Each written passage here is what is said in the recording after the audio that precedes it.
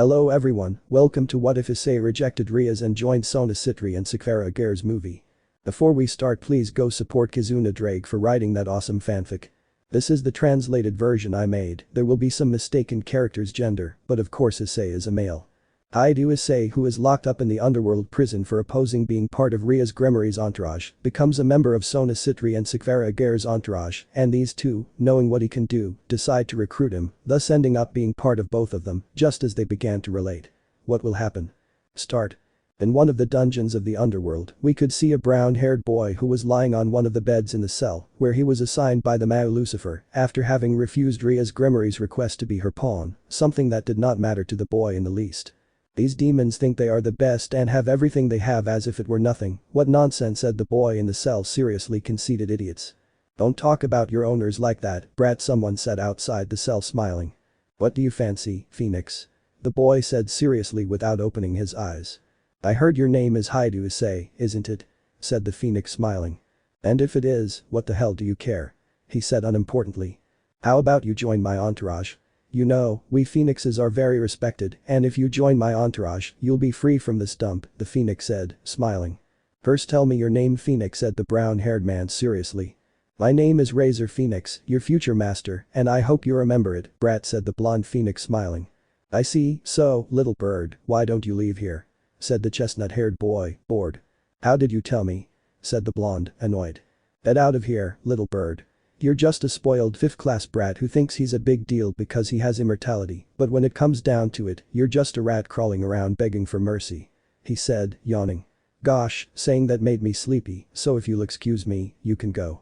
You will be a son of, said the blonde furiously, but calms down, you are just a human without manners, and you don't know anything about the hierarchy of our world, and that you should respect me.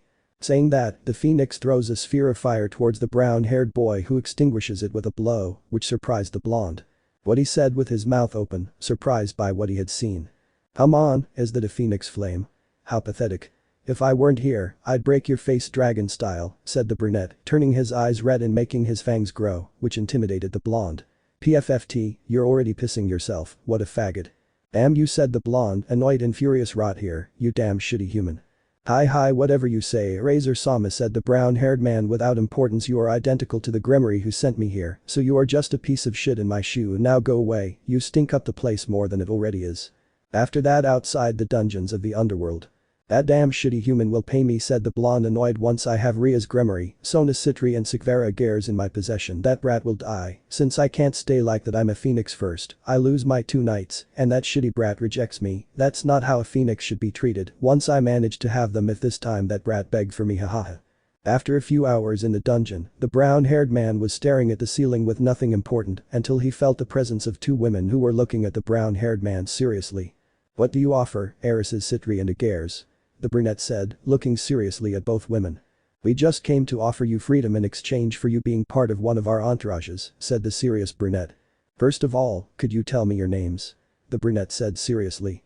My name is Sona Sitri, heiress of the Sitri clan, as you may already know, said the short-haired brunette with a moderate body. Mine is Seekvaira Agares, and as you have already said, I am the heiress of the Agares clan, said the green-haired woman with red eyes and a more voluptuous body. I see, and why do you want me to join you? Asked a brown-haired man. You know, we are both engaged to Razor Phoenix, and we want to cancel our engagement with him, but we can only do it if we beat him in a raiding game, the green-haired girl said, and although we have strategies, he already has experience, and of all the ones he has participated in, we know that he only lost twice. The first time he let himself win, and the second time we have no information about that. I see, said the brown-haired man seriously, I very well accept to be your servant. Huh? Seriously, the brunette said in surprise, I heard you weren't interested in that. That's right, but I knew Razor Phoenix a little bit and I want to teach him a lesson to calm him down, he said smiling, so give me the pieces you have left over. I only have 2 mutated pawns, said the black-haired woman. I have a knight and a tower, said the green-haired girl. Very well, pass me your 2 pieces, he said, approaching the girls to receive both pieces. The Maubeels above did a good job making them, but they have many defects, so I'm going to modify them. Saying that, the chestnut creates a crimson sphere of power with the 4 pieces to give it the shape of a blue and green western dragon. How did you do it? The brunette said, surprised by what the brunette did. That should be impossible. Fusing pieces is practically impossible, but you did it as if it were just another thing, said the surprised green-haired girl, adjusting her glasses. That was nothing, Sitri and Agares, said the brown-haired man smiling. I only made the pieces return to their original state to fuse them, nothing difficult really, so now I am the servant of both. Saying that, the brown-haired man inserts the piece into his chest, making the two girls' pieces shine and feeling their pieces change inside. Now Agares and Sitri are both my masters, said the brown-haired man sighing, and they should already know my name, right? That's right, you are Hyoudou Issei, who opposed Rias Gremory's request to be her servant and had to fight against her, defeating her entire entourage in less than a minute, said the black-haired girl seriously. That's why you ended up here.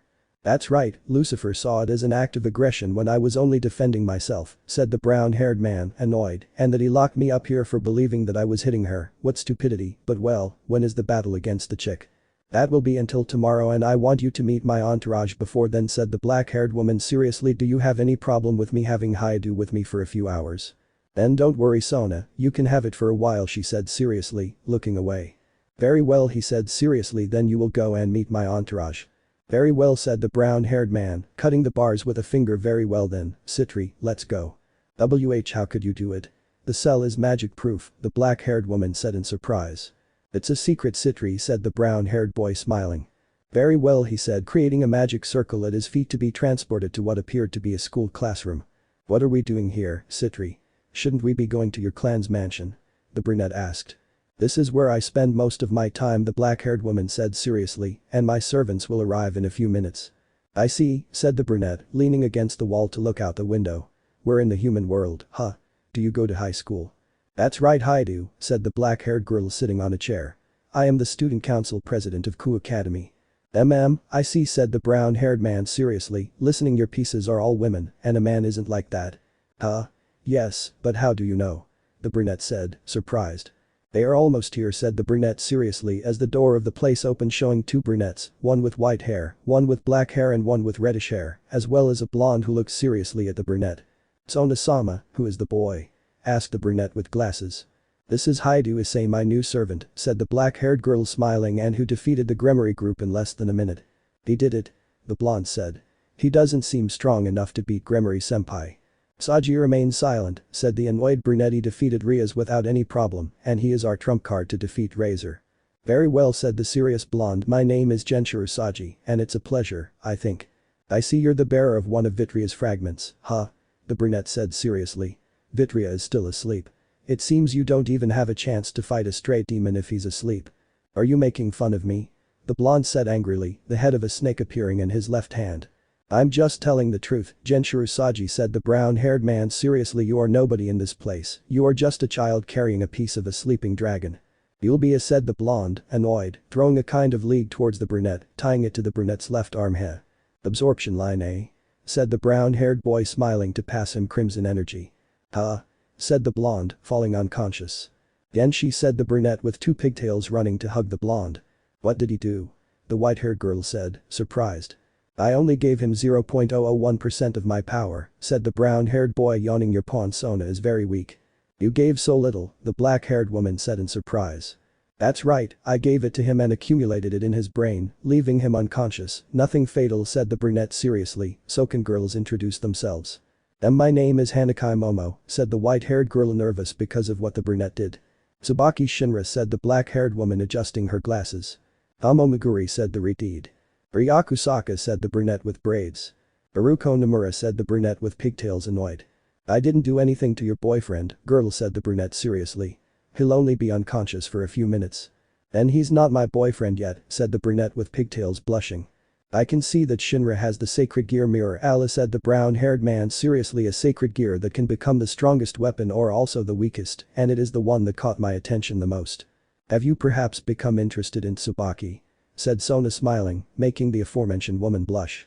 I won't say anything about it because I don't want any of them to think that I fall in love just because of a girl's body, said the brunette seriously. Besides, first I have to defeat Razor Phoenix before getting involved with you.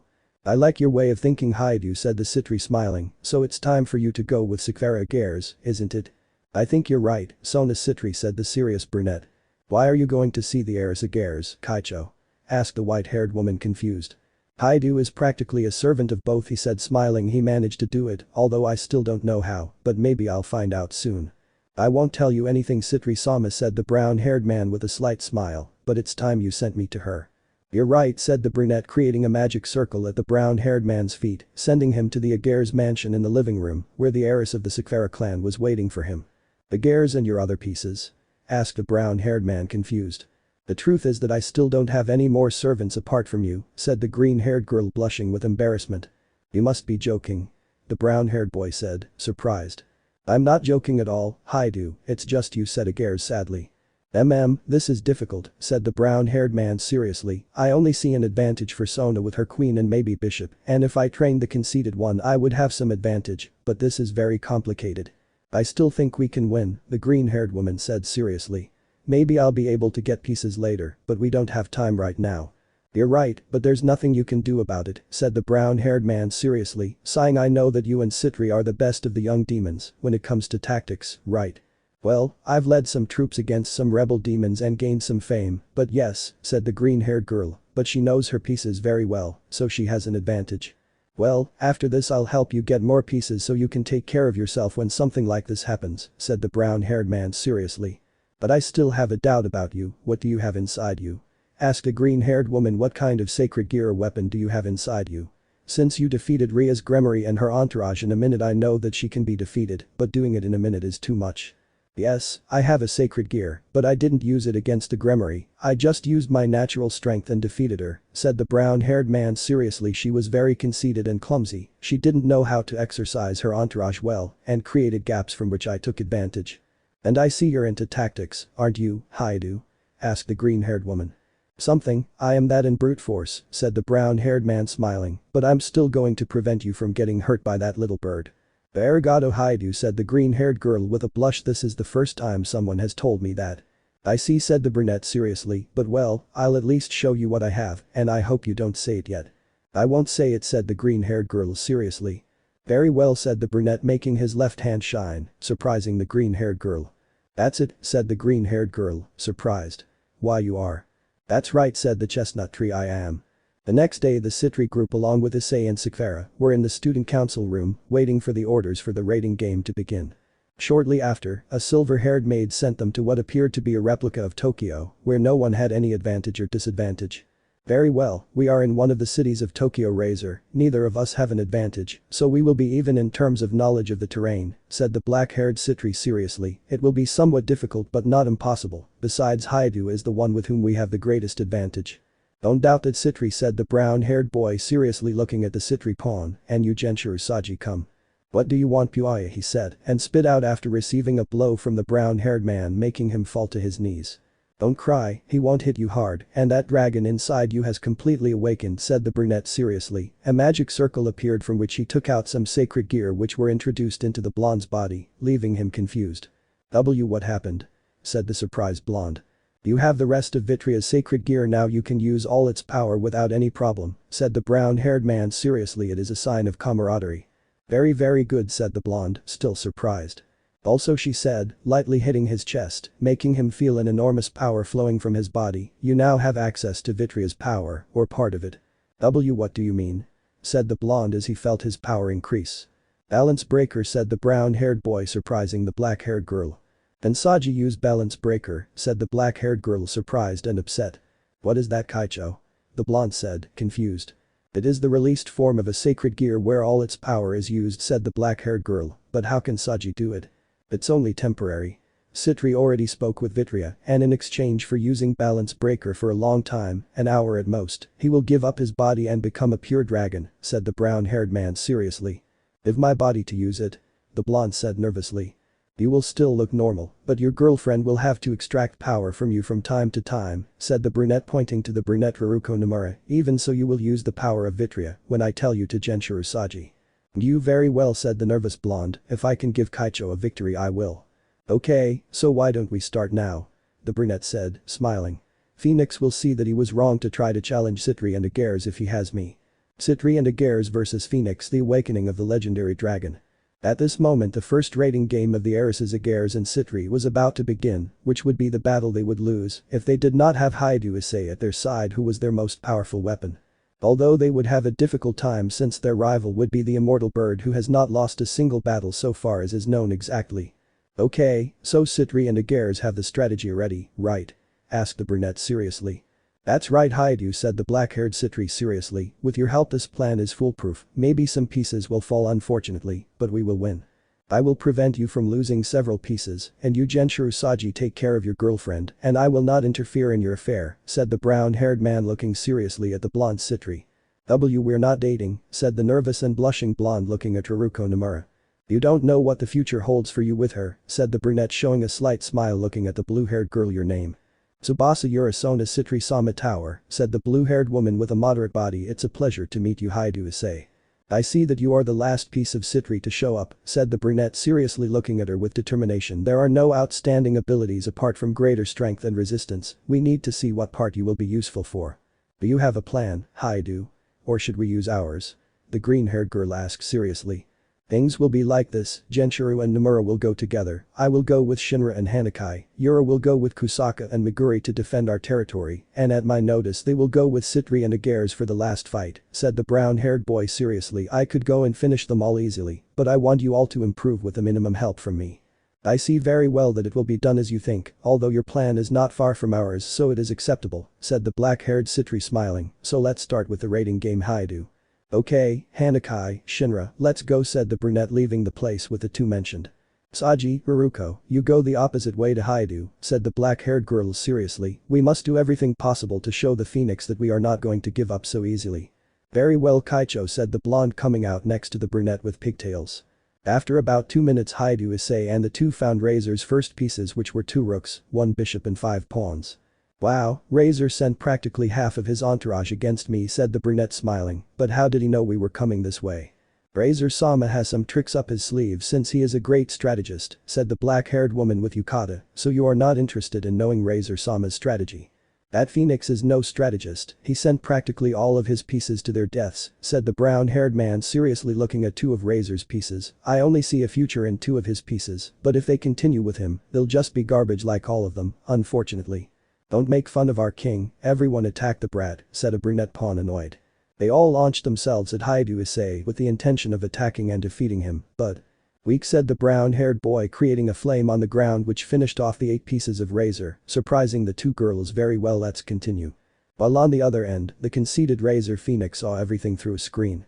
That brat finished off all those useless people, said the blonde, annoyed, to see another screen where his last 3 pawns were eliminated by Sajji Genshiro. Now this is getting to me. Ravel and Mary, we will finish off those idiots. Ani-sama, are you sure about this? Said the blonde named Ravel Phoenix, who was Razor Phoenix's younger sister. That's right Ravel, it's time for that little boy who serves as my future wives to know what it means to obey his master, said the blonde smiling Mary, you know what you must do. Hi Razor-sama said the black-haired girl called Mary who covered Razor with a great mantle of demonic power which made his flames turn blue-black, leaving the girl exhausted as she was removed. Very well, at least that one works for this haha said the blonde smiling. With this the brat would be able to see who is the superior being here. Outside Hyoudou Issei was in front of Razor Phoenix's base, along with Sona Sitri's 2 pieces that accompanied him, as well as Sona's 2 bishops were about to arrive along with the other pieces and Sitri and Agares themselves. Hey Phoenix, you better come out if you don't want me to destroy you from the outside.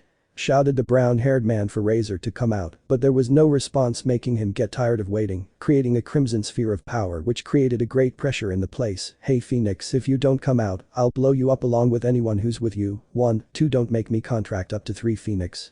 At that moment, an explosion came from the building where you could see how Razor Phoenix was surrounded by flames unlike any other Phoenix. Razor has never used those flames, said the brunette Sitri looking seriously at the blonde's flames. They are completely different and seem more powerful. Genshiro Sajji used Vitria's power at 100%, said the serious brown-haired man. Very well. Said the blonde smiling balance breaker. Dragon Black Prison Balance Breaker Overdrive, a voice roared which was heard by everyone present, causing Genshiro Sajji to be covered by an armor as black as the endless night. This is a balance breaker said the blonde looking surprised at his armor Sugoi. That's the power that Sajji can reach, it's indescribable said the surprised brunette. Okay Phoenix, it's time to fight said the blonde Sitri, launching himself at Razor to hit him in the face, throwing him against the edge of the place. Wow, it's surprising how much speed I've gained. Sajji uses the tentacles if that's what they can be called and connect them with Razor Phoenix so you can give them your flames burning them and absorb their power, said the brown-haired man seriously. Very well Haidu said the blonde smiling going in the direction where Razor was finding him without any wounds, you are more resistant than you look Razor Phoenix. And you are a persistent brat, kid, said the blonde, cracking his neck and appearing in front of Sajji, but this is just the beginning. Saying that, he appears in front of Sajji, hitting him in the stomach, but he resists and one of his tentacles wraps around Razor's arm, passing purple flames over him, which made him feel great pain, kicking him to get away from the flames. If it were me in my normal state I would have lost against you, bearer of the Dragon King Vitria, said the blonde phoenix seriously, but now I'm not in my normal form. Heh. What? Said the blonde Sitri, confused, receiving a blow to the stomach from Razor Phoenix, knocking the wind out of him, and receiving a kick to the face which breaks his helmet and sends him against the buildings, leaving him weak but still with strength. D-hell, and I didn't expect anything less from a phoenix, but even so, thanks to Vitria's armor, I can continue and I will continue until I can't anymore. We'll see about that, kid, said the blonde phoenix, appearing in front of him, surprising him. Take this phoenix flame. Saying that, he hit Sajji in the chest, covering him in blue and black flames that slowly disintegrated the armor, causing him to scream in pain. Sajji shouted as he felt the flames on his body. I will not give up. Jack, mate, said the blonde phoenix, kicking Sajji, sending him against the Sitri and Agares, crashing near them. Genshi. Shouted the brunette with pigtails, running towards where Sajji was hugging him when she saw the state he was in. Are you okay calling me Genshi? I'm fine, Raruko, said the blonde, showing a forced smile. I just have to rest a little. He. Genshi, I'm sorry I couldn't help you, said the brunette, crying. And it doesn't matter, said the blonde, smiling. But what a stupid scene, now both of them disappear, said the blonde, throwing a blue fireball towards both boys. With that there will be two less, ha. As it was about to hit both boys the ball simply disappeared. What? Said the blonde, looking as if the one who made the fireball disappear was Hyoudou Issei. Hey kid, why are you getting in the way?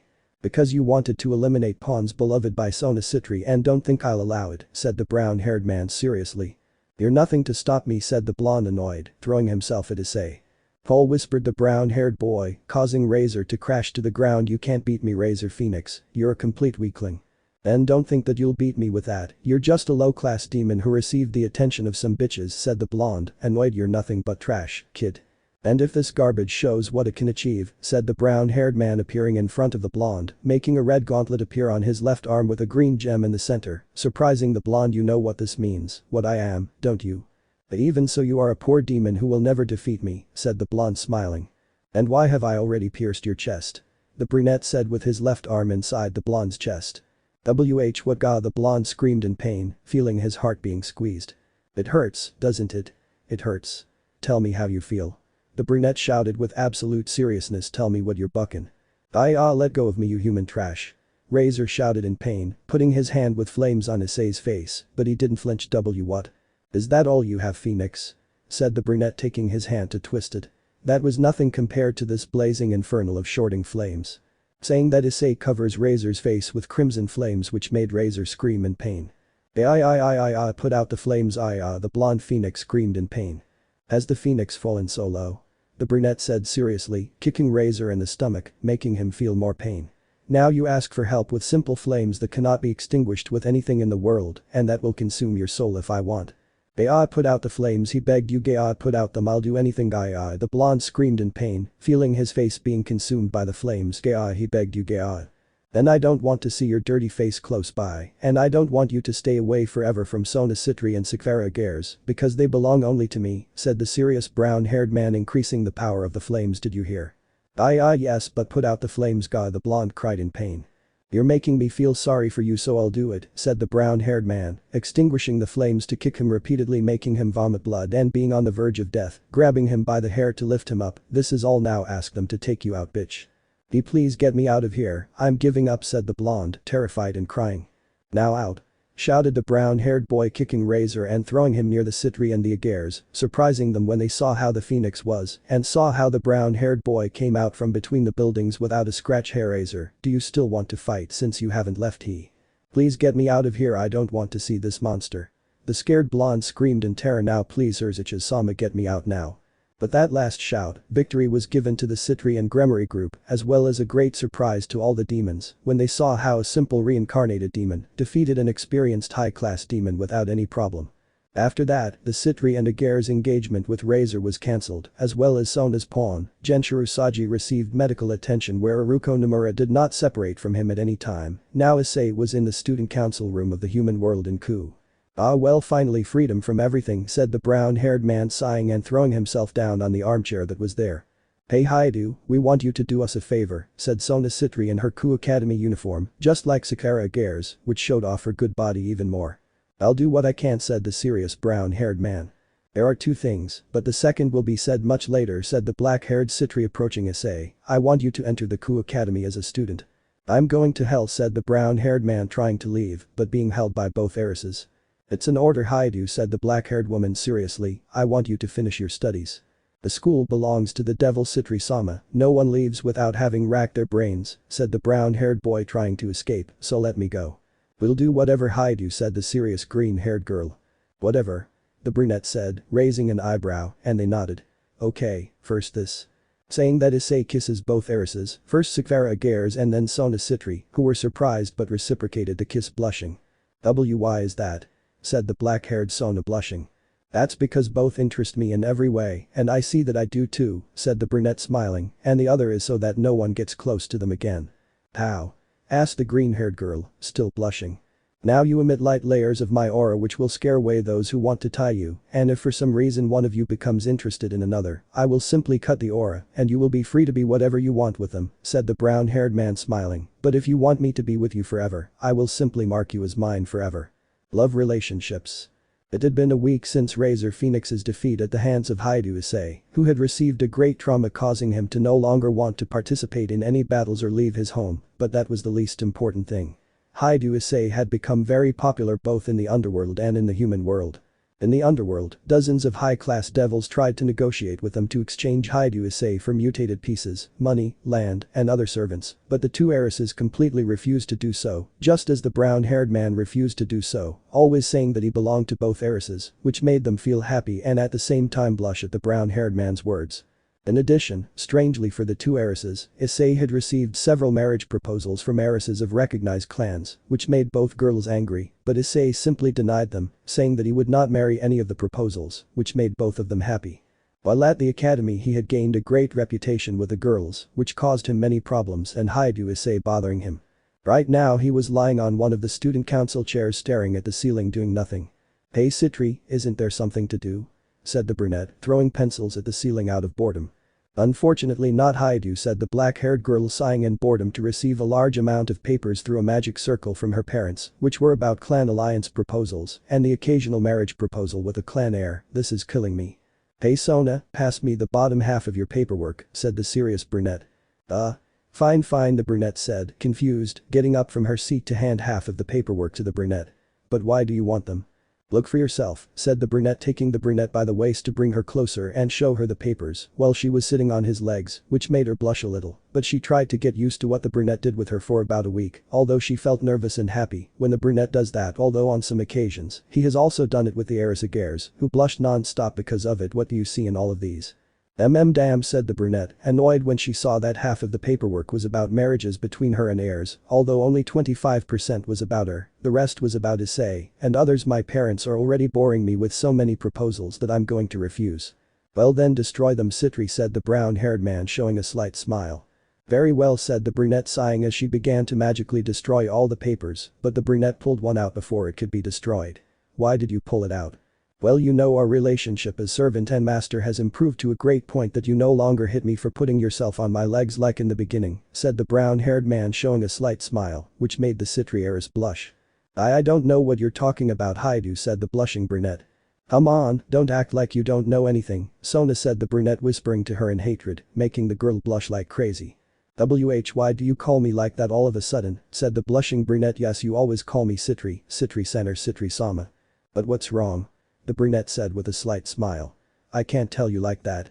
Well, said the blushing brunette, but why did you get that from the useless paperwork?"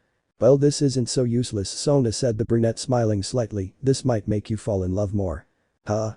said the confused brunette, taking the paper to see what it was, being a marriage proposal from her to Issei made by the Sitri patriarchs, which made Sona blush as much as possible, causing her to wrinkle the paper. "Those two. What did you think of that, Sona?" said the brunette, smiling. Said the blushing brunette. Well, I'll talk to my parents about that." "Why do you have to talk about it?" the brunette said, smiling. "Am I just a servant to you?" Saying that, Issei begins to caress the black-haired girl's cheek and chin, which causes her to blush like crazy. "Ah, stop, Issei," said the blushing brunette. Come on Sona, I know you like this, said the brunette smiling, taking her by the chin, blushing her even more, and making her blow smoke you see. Don't say that and let me go said the blushing brunette. Why? The brunette said, smiling. Do you want me to continue? Well very good, said the blushing brunette. Well, that's what I wanted to hear, said the brunette smiling to passionately kiss the black-haired girl who reciprocated the kiss shyly to separate leaving Sona with a shy yet happy look. You like me don't you? Why yes I say said the black-haired girl looking away, in shock. At the entrance were Hanakai Momo and Tsubaki Shinra, open-mouthed at the attitude and how their Mr. Sona Sitri was on Issei's legs. Kaicho? Said the black-haired Tsubaki, surprised and not knowing what to say. Then no it's what you think said the brunette Sitri nervously. Then why you are on Haiduy's legs. Said the white-haired Momo this time blushing and with slight signs of jealousy. Edo said the brunette Sitri nervously, not knowing how to respond. Is there a problem with Sona being on my lap or do you guys want it too? Said the brunette smiling making both girls blush. I have enough space for the three of you, so come if you want to be with me. Issei don't be like that, said the black-haired Sitri annoyed creating a sphere of water to hit him with it in Issei's face. Omen Sona-chan said the brown-haired man smiling, making the black-haired girl blush. I got a little carried away. A little? Said the black-haired girl seriously. Come on, Sona-chan, don't be like that, just show your smile, it captivates me, said the brown-haired boy smiling, making the black-haired Sitri blush to the extreme. Shut up. Said Sitri blushing profusely, hitting Issei in the face so that Issei falls to the ground next to her, leaving him unconscious, worrying Sitri. Issei, are you okay? Issei. Kaicho you knocked him out, you went a bit too far with your strength, said the white-haired Momo nervously approaching Issei seeing him unconscious. Even though he is very strong, he lowers all his defenses when he is with us and you took him by surprise. Why shit said Sitri nervously trying to wake the brunette by shaking him, but without result he won't wake up.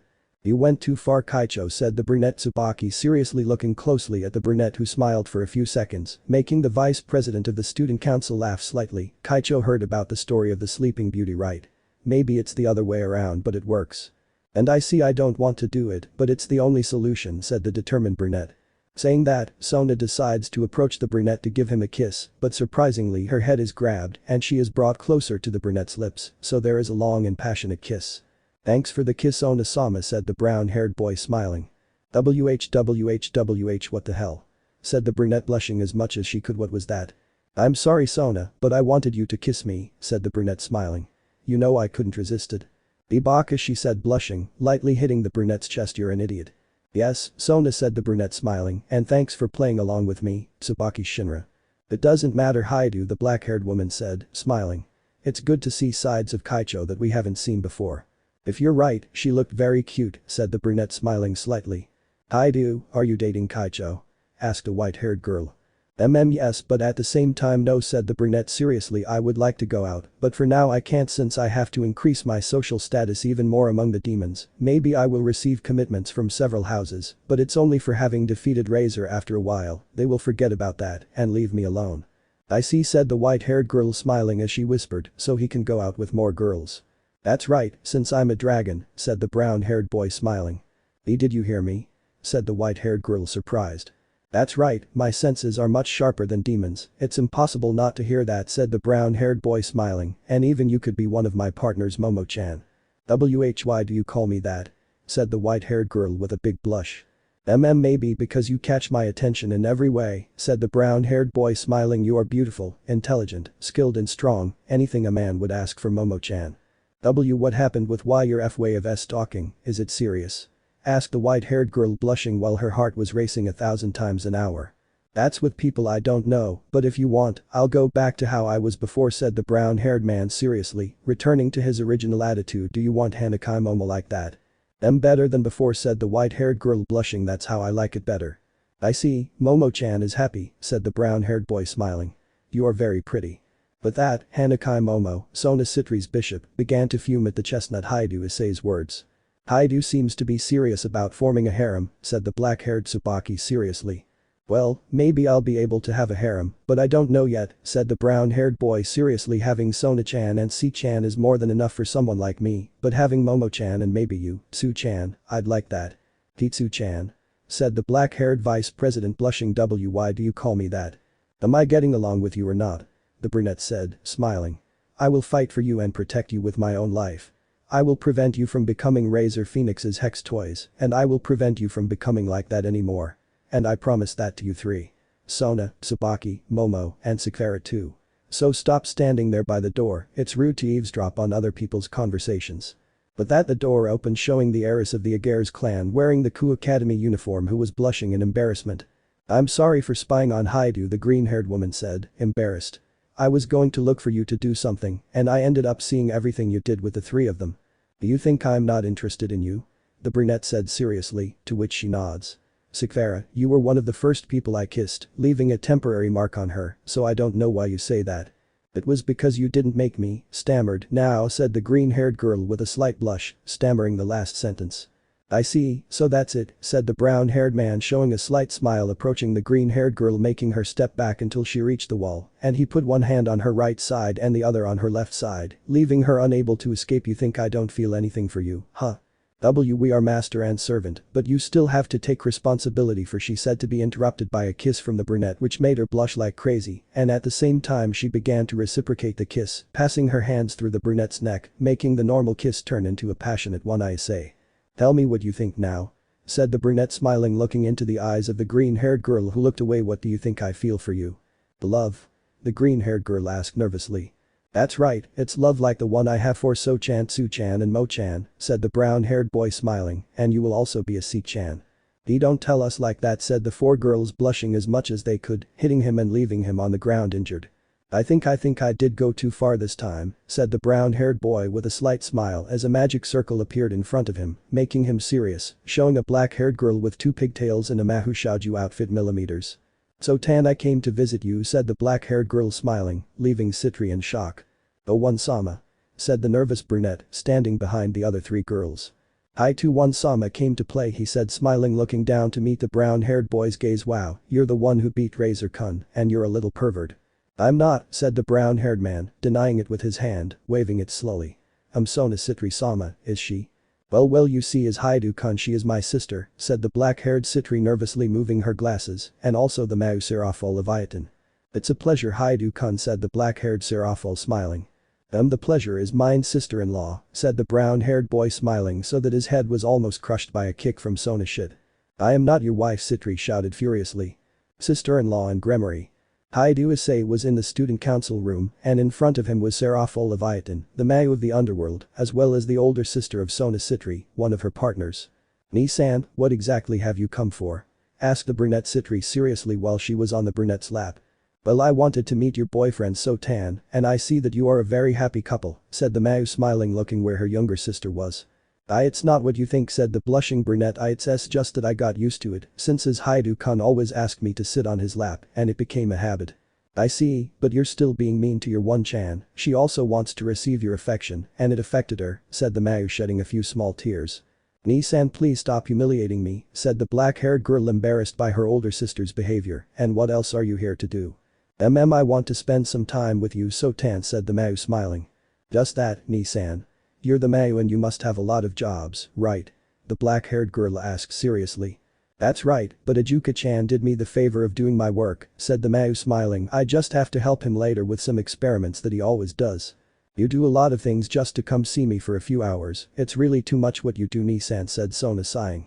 "Besides, I don't want my So-tan to forget me because she's with her boyfriend," said the Mau sadly. "Ni-san," the black-haired girl shouted, blushing as much as she could, "and I'm not going to forget you, because I'm dating Issei." "Really?" said the Mau with a smile. "That's right, even if I'm dating Haidu-kun, I won't forget you," said the black-haired girl, sighing. "You're my older sister who took care of me for a long time, I won't forget you from one day to the next." "I love you, So-tan," the Mau shouted as she threw herself at her younger sister and hugged her. "Never forget you, one-chan." "Ni-san, please stop," said the brunette, nervous and embarrassed by all the affection her older sister gave her. "So-tan, don't be grumpy," said the Mau with a pout, looking at the brown-haired boy. "Is it always like this with you? Would you believe me if I told you that she's much more loving when I'm alone?" said the brunette, smiling. "Don't say that, Issei," she added, blushing. "Don't tell everyone our private things." "I won't do it, Sona," said the brown-haired man, kissing her, and she blushed in return. "What a beautiful love," said the Mau, smiling. "Issei-kun, take good care of So-tan, I'll leave her to you, okay?" "Don't worry, Serafol-san, I'll take care of Sona with my own life," said the brunette seriously. "I won't let anyone do anything to her." I see that, Issei-kun hoped, because if you hurt Sotan you'll have to deal with me, said the mouse smiling. I already told her I would never hurt her, said the brown-haired boy smiling. After that the day passed normally, being that at the end Serafol Leviathan withdrew, leaving Issei and Sona alone, being that he also left to see Seekvaira Agares, which along with Sona's entourage, had withdrawn shortly after Serafol arrived. Seekvaira was in search of candidates for her entourage, being 3 black-haired girls, one of them had a voluptuous body, as well as a smile on her face, and her purple eyes that showed seriousness.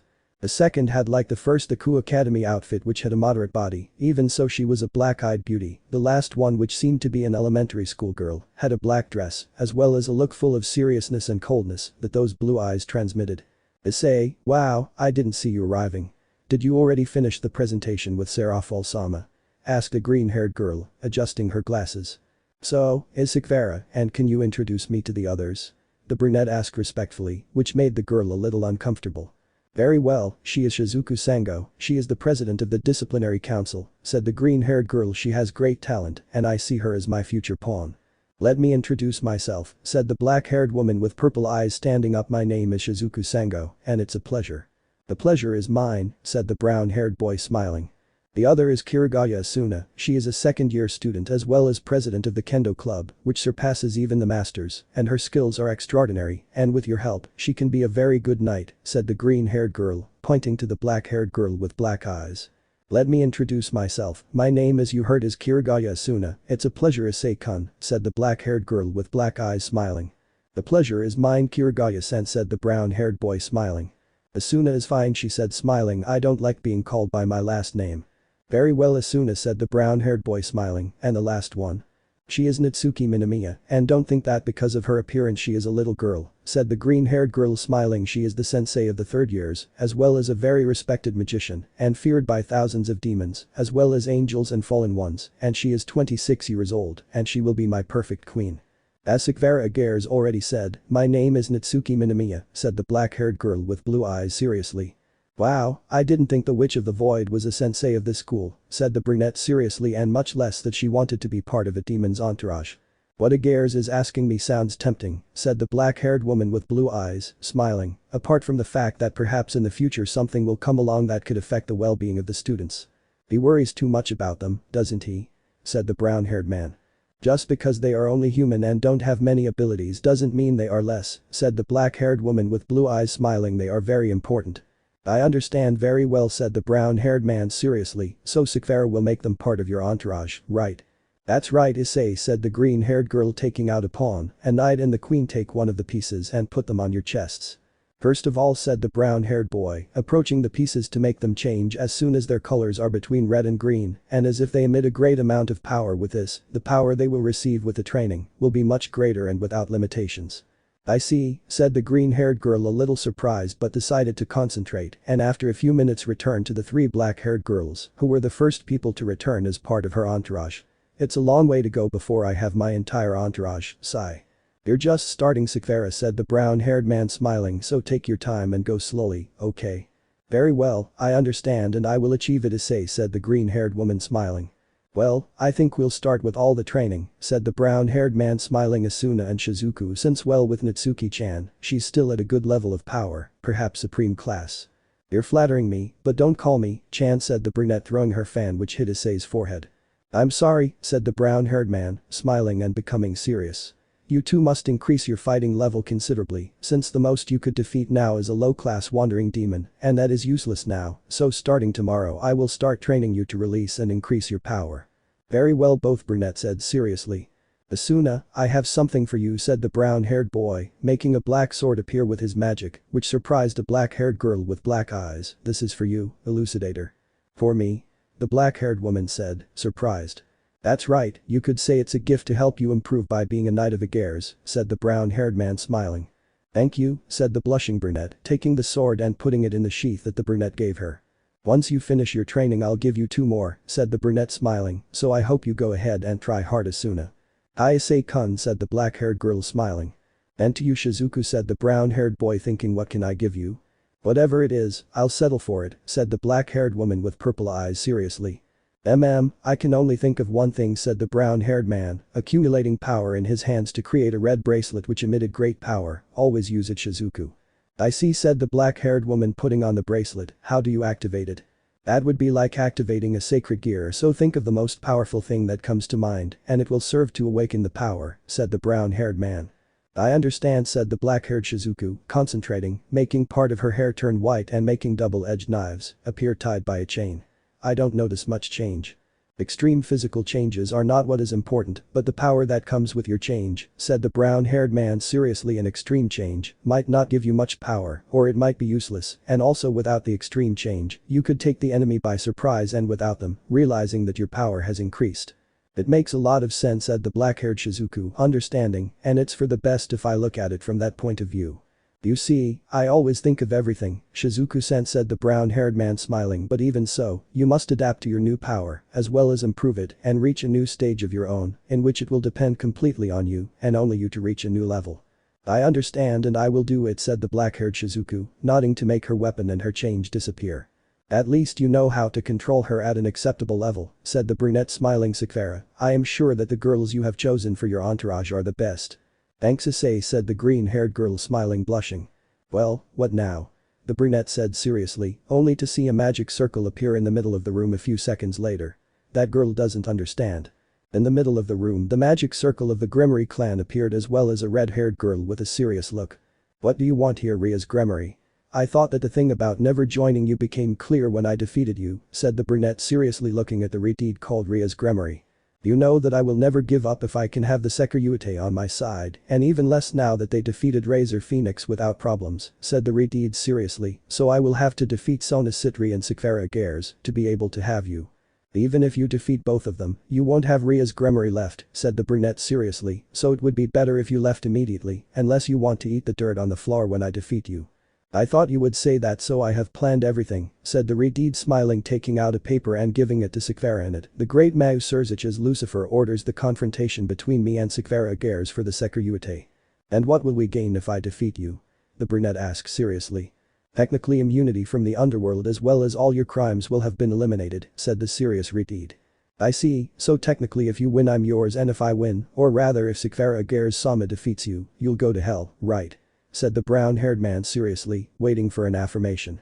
That's right, I'll stop bothering you if they beat me, which won't happen, said the redhead smiling. In a month the rating game will take place, so I hope this time it will be better. Fine, that seems best to me, said the serious brown-haired man. And I almost forgot, the Sekiryuutei is banned from participating in the rating game because he is also from the Sitri clan, which makes it illegal, said the redhead smiling, so if you'll excuse me, I'll leave. Saying that, Rias Gremory disappears from the room by means of the magic circle. That damn crimson vixen, said the brunette seriously. Shizuku, Asuna, we will start the training right now, because if I know the vixen well, she will have an ace up her sleeve to defeat them. While Nitsuki teaches her the best for Seekvaira, she must also learn something from the best magician, and Seekvaira teach her the usefulness of the queen. Very well, Issei, leave it to me, said the green-haired woman seriously. Nitsuki-sensei, I'm counting on you. I hope that what I teach her will be enough to calm that woman down, said the brunette seriously, making his gauntlet appear, looking at him. I don't want to face the Mau Lucifer yet, not after the last time I had him in front of me. While in the underworld, more specifically in the mansion of the Mau Lucifer, one could see how the redhead Rias Gremory was in front of a redhead in her 20s. Onisama the Sekiryuutei has accepted the rating game, and Agares has 3 new maids who don't seem to be anything special, said the redhead in front of the redhead who had a burn mark on half of his face, and I want you to train my entourage to humiliate Agares group. Whatever you want, Rias, I will train all your servants as well as free the last one, said the serious redhead standing up. I want your group to humiliate those who are allied with the Sekiryuutei. That brat must die for opposing me and you, Rias. As you say, Onisama, said the redhead smiling. I will leave my entire retinue in your care to be trained by your retinue, and I wish that you train me. I think it's best, Rias, said the redhead smiling. You will defeat Agares yourself, and you will bring the Sekiryuutei before me to give him what he deserves, and for you to play with him as you like. Onisama, said the redhead smiling. The Sekiryuutei will belong to me, that is written. It had been 8 months after the battle against the beast of the apocalypse Trixa, where Issei for only 3 months managed to be happy with his girls, or so he felt, and also they, because from one day to the next, and also a defect of the demons, the girls of the Gremory group without exception stopped feeling that love they felt towards Issei, but still they appreciated him and wanted him as a partner. A friend and younger or older brother, which did not seem like something he liked, and he got away from them as much as he could, but the call for a family dinner in the Gremory clan had to make Rias and Issei being engaged go to the Gremory mansion, where after more than 30 minutes of talks, where Rias told her father everything smiling and Issei simply looked the other way. Issei-kun, what's wrong? You seem distracted. Asked the redeemed Succubus, confused by the way the brunette was acting. It's nothing, I was just thinking about something else, said the brunette with a fake smile. You were thinking about your future with Rias, weren't you? Asked the redeemed. Why yes that's right, he found me out, said the brunette, laughing forcibly. I see, take care of my daughter, said the redeemed smiling, or don't you think the same Venelana? That's right, said Ria's brunette mother smiling. Otu-san Oka-san needed to take a bath. I'm sorry our dinner has to end for now. I'm not feeling very well, said the brunette, looking away. I see, don't worry, you can go, said the redeemed smiling. If you'll excuse me, said the brown-haired man, reiterating himself. After about 3 minutes of the brown-haired man leaving, Venelana Gremory gets up from the table.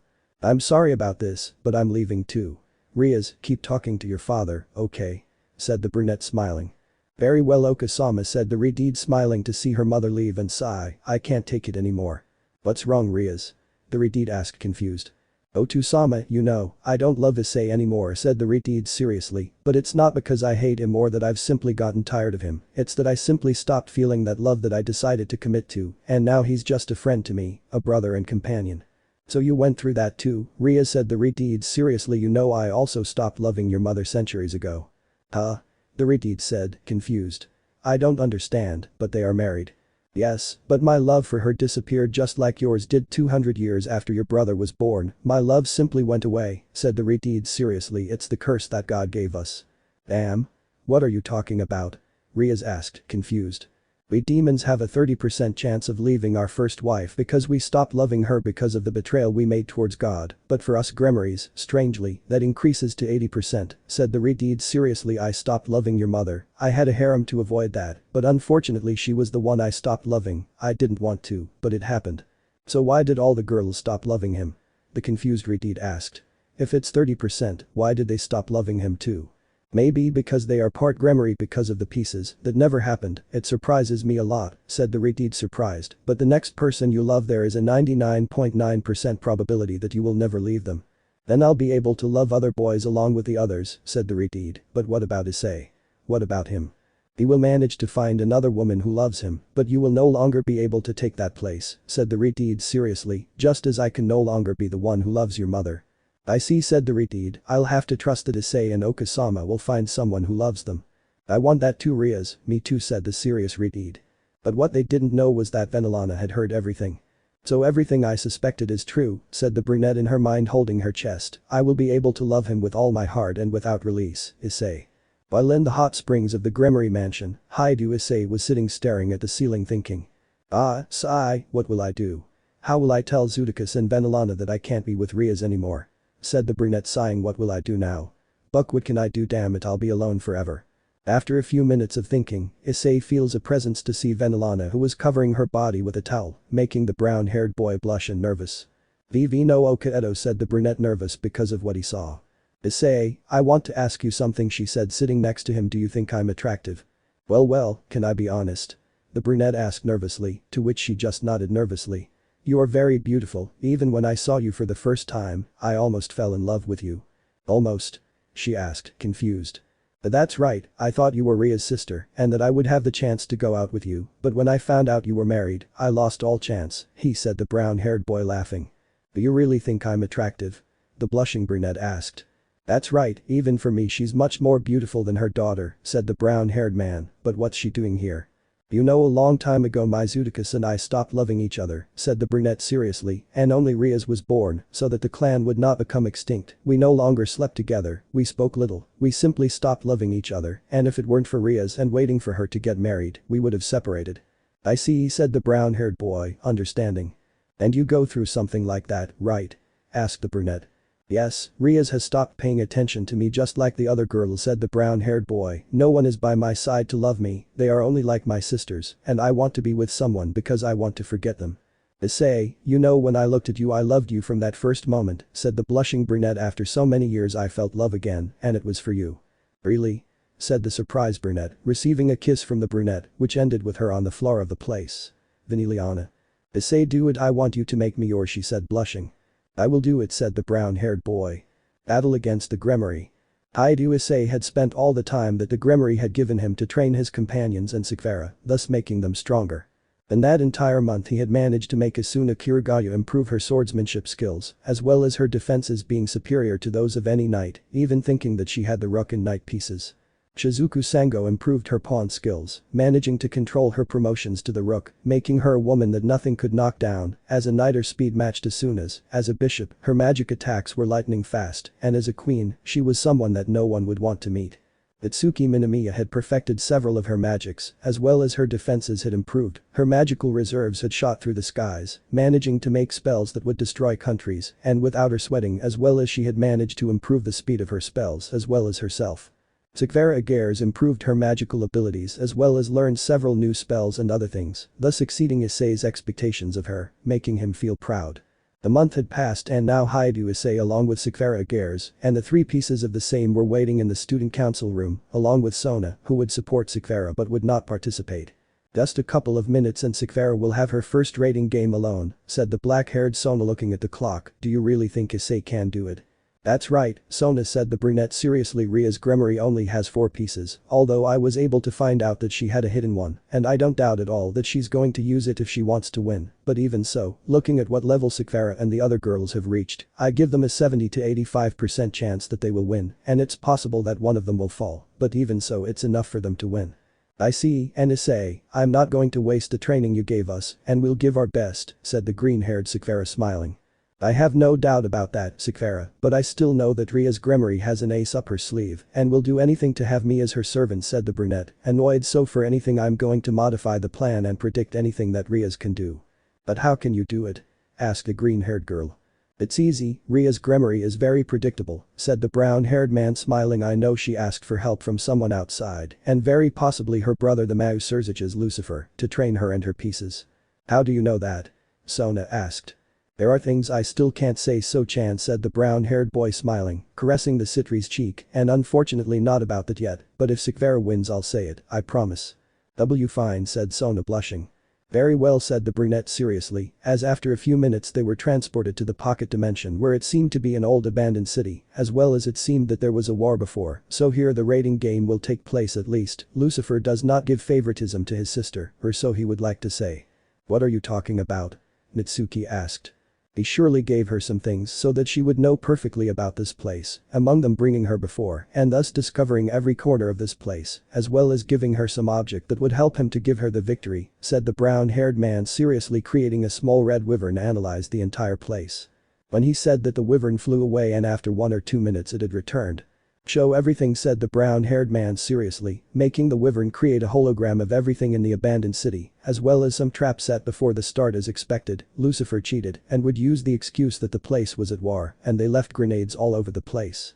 Would Sirzechs Sama do that? The green-haired girl wondered. She'll do it if it gives her sister the victory, the brunette said seriously. That's why I hate most demons, always playing dirty to get what they want. Yes, I'm sorry about that, Issei, said the green-haired girl sadly. Calm down, Seekvaira, you are different, said the brunette, kissing her forehead and taking her cheek, so I will give you a small gift. What? The green-haired girl asked curiously. If I may know. This, said the brown-haired boy, creating a wyvern and giving it to him. When you think it is necessary to use it, just say balance breaker and you will have a great advantage against Gremory. Is this a sacred gear? Asked the green-haired girl. Not at all, said the brown-haired man. This is something I created myself based on my power, and a little help is technically one of the powers I possess, and I don't want us to have an overwhelming advantage more than the one you already have, so you will only use it in case of emergency. Very well, I'll use it if something like this happens, Issei, said the determined green-haired woman. That pleases me, said the brown-haired man smiling, giving him a kiss and looking at Asuna Kirugayu. Asuna, remember to use the other swords if necessary. Hi Issei-kun, said the black-haired Asuna, nodding. I will use what you gave me. Very well, said the brunette smiling, looking at Shizuku. Shizuku, you can use the power of the weapon I gave you and unleash its full potential by using the queen, although this power will only be temporary for now. I understand, Issei, said the black-haired Shizuku, nodding, and if anything happens I already know how to get out of trouble. Very well, I hope so, said the brown-haired man, passing Nitsuki last. And Nitsuki-chan, with you, I don't think you need anything from me, right? Not just one thing, said the black-haired Nitsuki, throwing her fan at his face, but Issei catches it. Don't tell me, Chan. Very well, if they win, I will do it, said the brunette, seriously listening to everything they should know about the raiding game, even though he was prohibited from participating directly. Asuna and Shizuku go. Nitsuki, you stay behind with Seekvaira and wait for the right moment. They all nodded, and both Asuna and Shizuku left the place to head towards the middle of the battlefield, dodging the traps that were there before the raiding game began, set by the Gremories to give Rias the advantage. After that, both girls meet a blonde man and a white-haired woman who looked seriously at both women. Both pieces of the Seekvaira Agares will fall before me, Rias Gremory Sama's knight Hyoudou, said the serious blonde carrying a white sword with a black center. My sword of betrayer will destroy them. Kaneko support, if not you already know what Rias Gremory Sama will do. Hi, said the white-haired woman seriously, launching herself at Shizuku, trying to hit her, but she managed to stop the blow with her blades, but ended up being thrown to another place while she chased him. You won't escape. Very well, gentleman to gentleman, show me what you have if it's enough for you to match me, said the blonde with a confident smile. Very well, elucidator, said the black-haired woman, making her black sword appear. Let's test if you are as strong as you say, Kiba-kun. Saying that, they both clashed their swords. But Nani? The blonde said, seeing his sword quickly begin to crack. Impossible. The sacred gear is strong if the will of the bearer is strong, but it seems yours is not, Kiba-kun, said the black-haired girl, smiling, breaking the sword to make the blonde move away a little. So believe more. Very well, if that's what you want. Lightning and fire, said the blonde, creating two more swords with the elements of lightning and fire respectively. Let's see if you can fight this now. Very well, said the brunette, appearing in front of the blonde, breaking both of them with a cut as well as kicking him, throwing him against one of the buildings. Quick, don't stop yet. The not yet, said the blonde, coming out of the building in some pain to look seriously at the black-haired girl. Not yet. With a scream, the blonde created several swords around him, taking one in each hand, trying to cut Asuna, but each sword broke.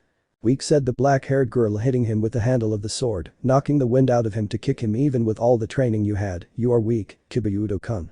Damn, there's no other choice, Rias-sama, I'll use it, said the blonde, taking a syringe with a mysterious content.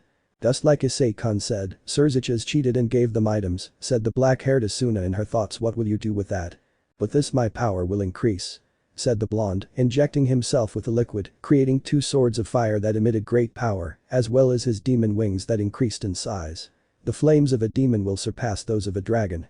Saying that, he launches himself at Asuna, managing to hit her and make her back up. So this got good, huh, said the black-haired girl, smiling.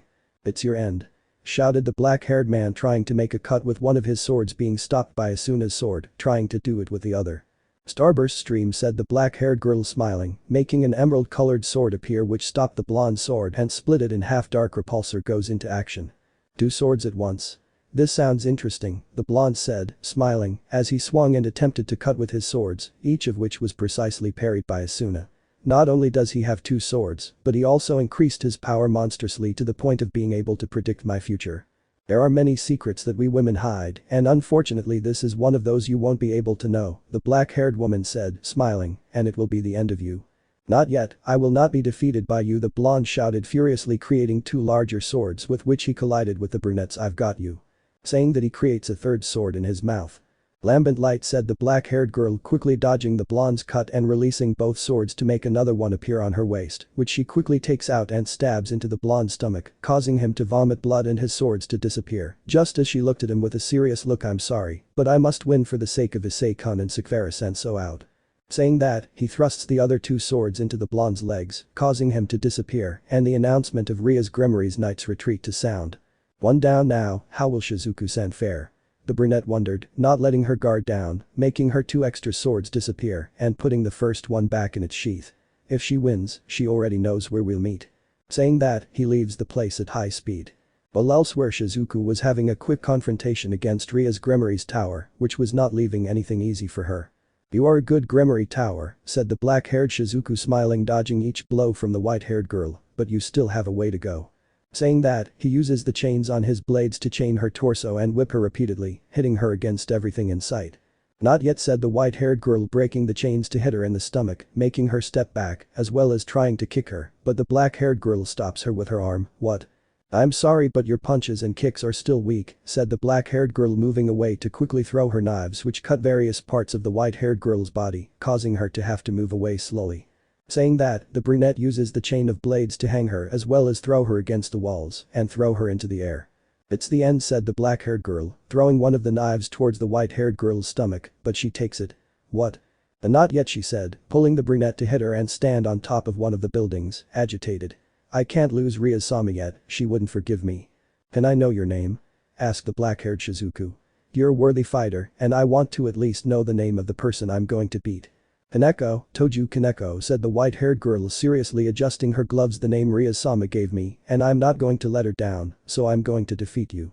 "Very well, we will see if you can do it," said the black-haired woman appearing behind the white-haired woman, surprising her. "My current speed is superior to that of her knight and without promoting, as well as my strength is also."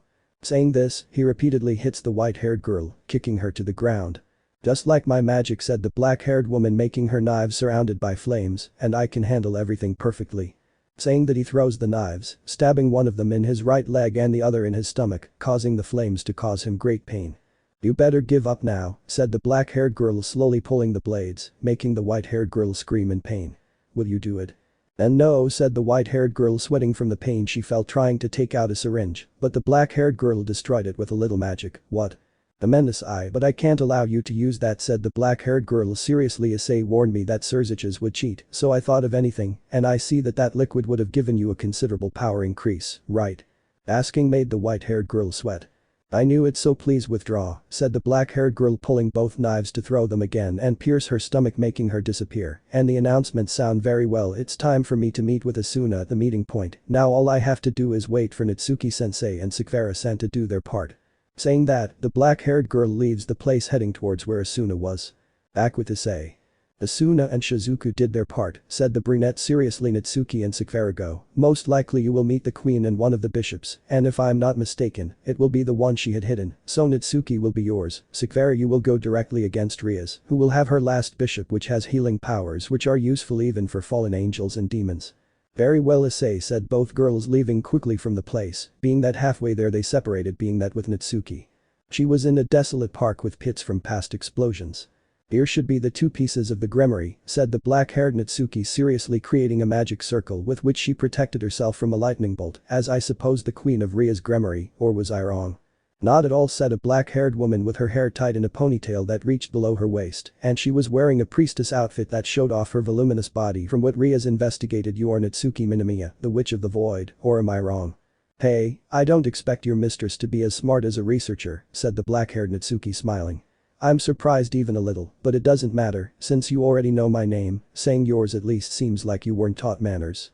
"Whatever," said the black-haired girl, smiling, creating lightning bolts in her hands. "Himejima Keno, that is my name, and I am known as the Priestess of Thunder, in short, the one who will defeat you."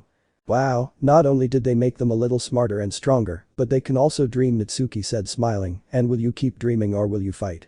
"Very well," said the black-haired Himejima, smiling, appearing behind Nitsuki. "You're slow." Saying that, he tries to attack Nitsuki with several rays, but all of them were stopped by a magic circle. "Nani?" said the black-haired Himejima, surprised by the speed of the reaction. "That should be impossible, so how?" "Do you think a cheap trick will work on me?" Nitsuki said, smiling. "I know what they were up to, especially since Hyoudou Issei warned us about everything."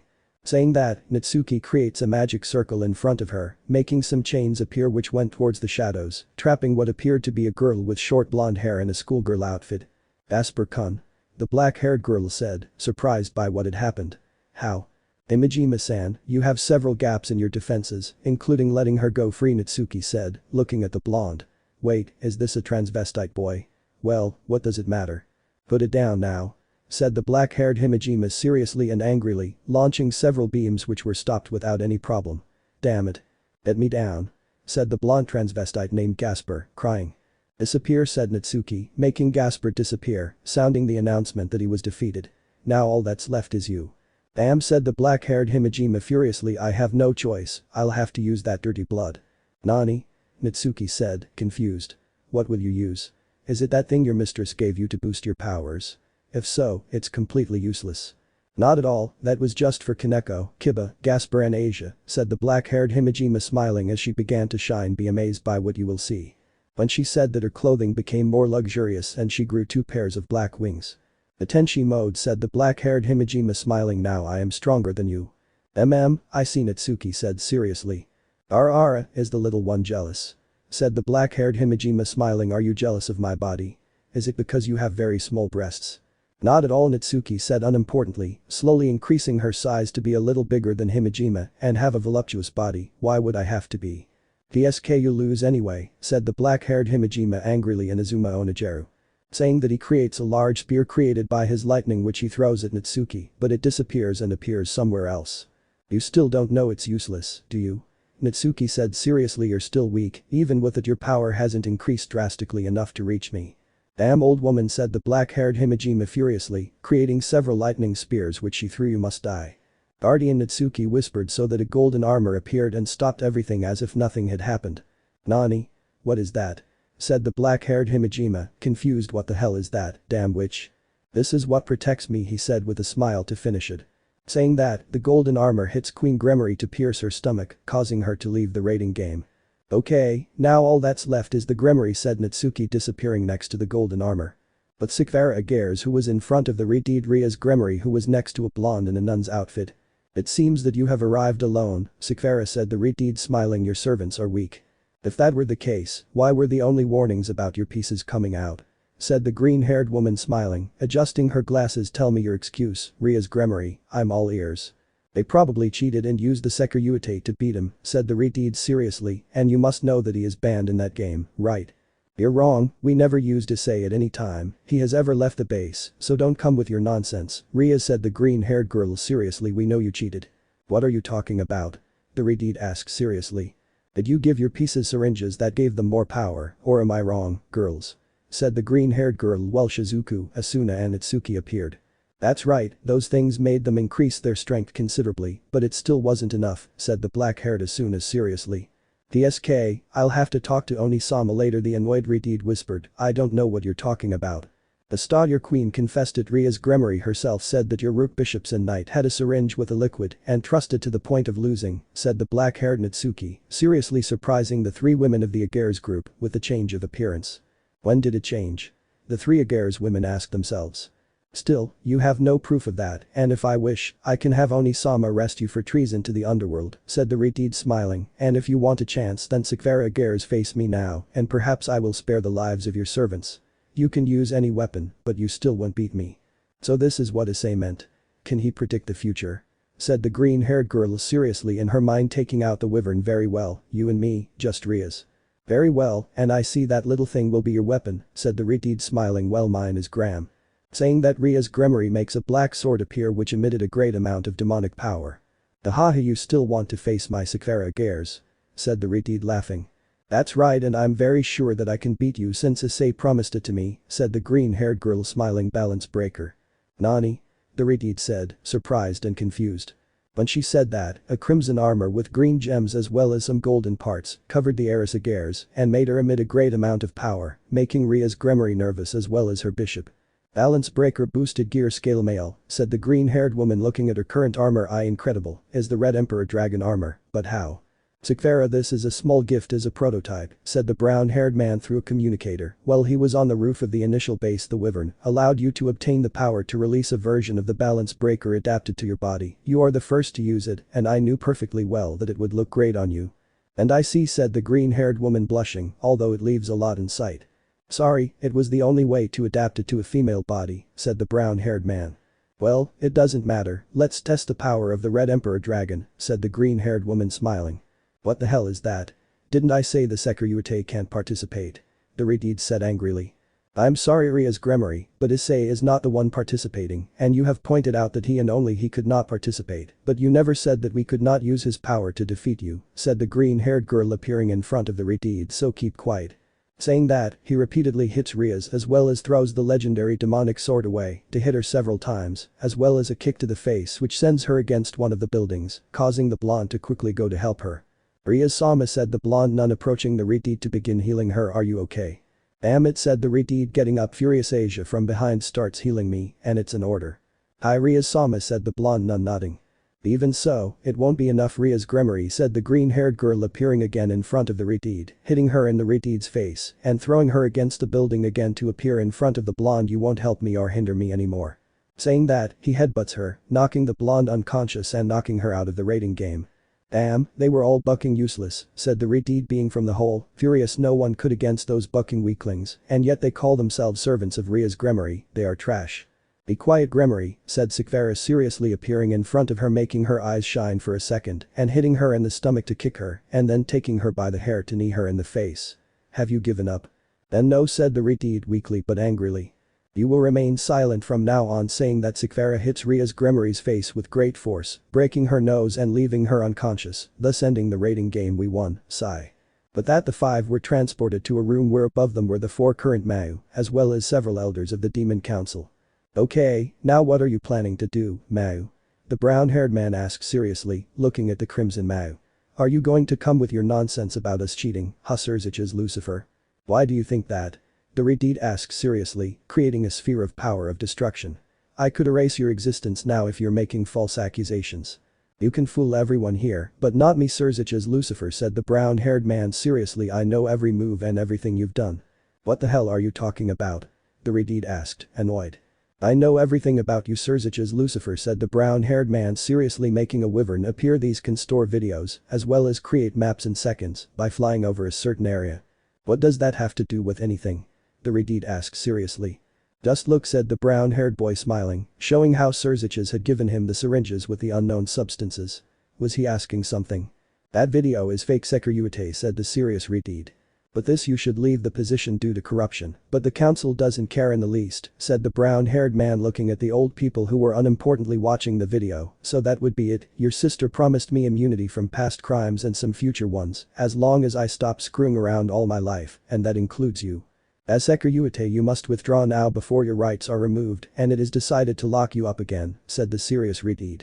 Anyway Seekvaira, girls go said the brown-haired man leaving the place with his companions one of these days we will face Sirzechs Lucifer, and that day I will not only leave you some scars, but your life will be cut short by me since this time you will have no support, so watch your back or great Mau Lucifer.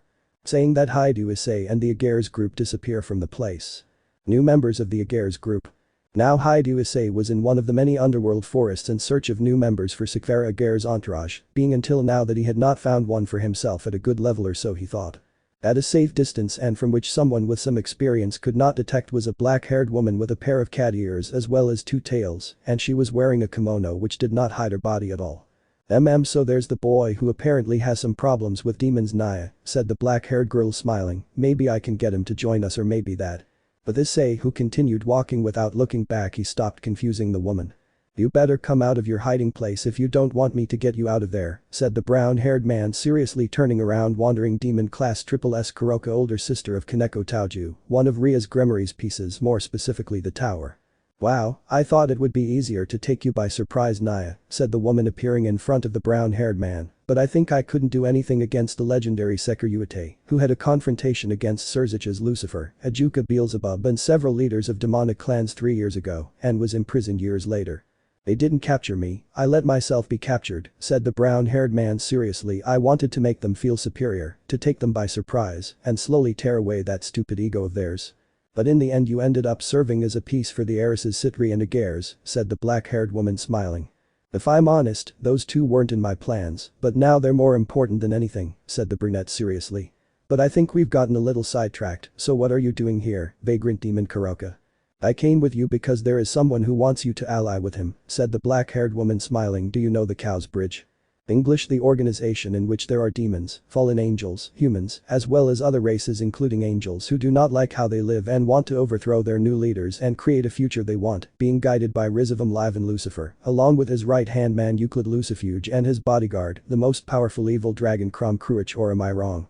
Said the brown-haired man smiling, leaving the black-haired woman surprised. I know of 3 of your allies, 2 humans, the descendant of Sun Wakan and another which is not yet 100% confirmed.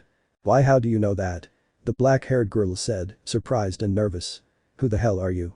I am only Hyoudou Issei, a dragon who has serious problems with Sirzechs Lucifer's Siskin, but even with them, I am not going to join the group where there is a pedophile, another Siskin, and one who wants to fight for fun, said the brown-haired boy smiling. I am happy with what I have, and I will ask you a question, Kuroka. Which one? The brunette asked nervously.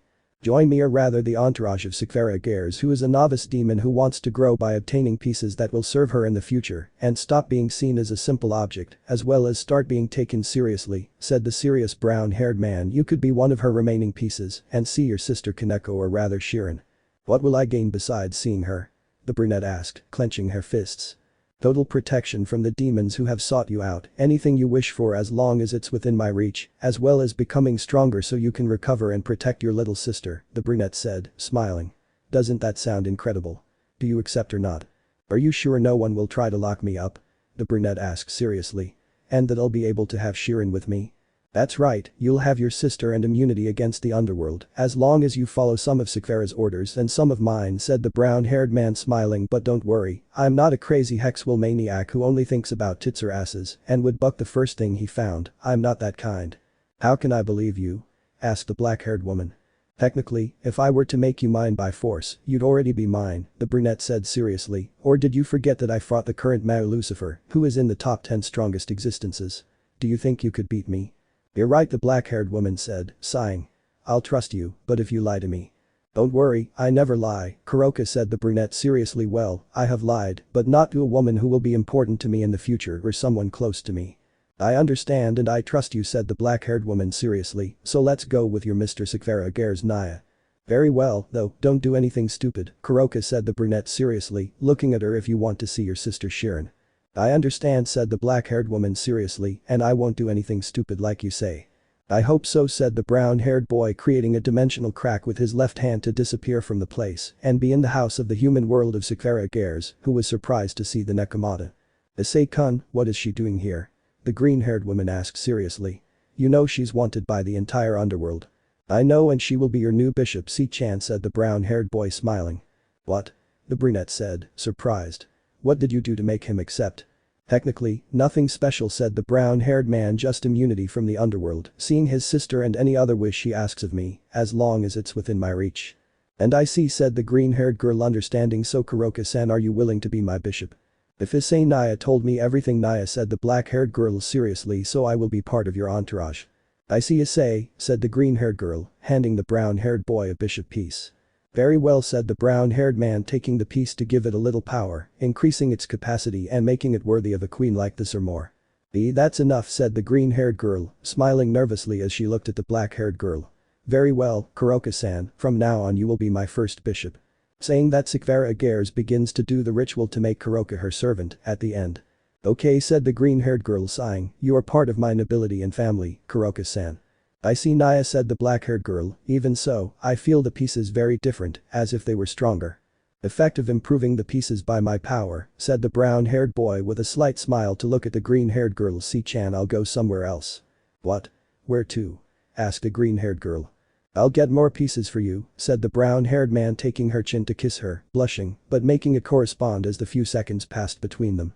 "You're probably wondering why I'm going to get more, right? It's simple, Sirzechs Lucifer won't stay still after beating his sister for the second time, and he'll want to fight you and your entourage, and I don't doubt that you can win, but even so we have to be cautious, and he'll get more pieces to have a higher advantage index." "What are the chances of us winning?" the green-haired girl asked seriously, still blushing from the kiss.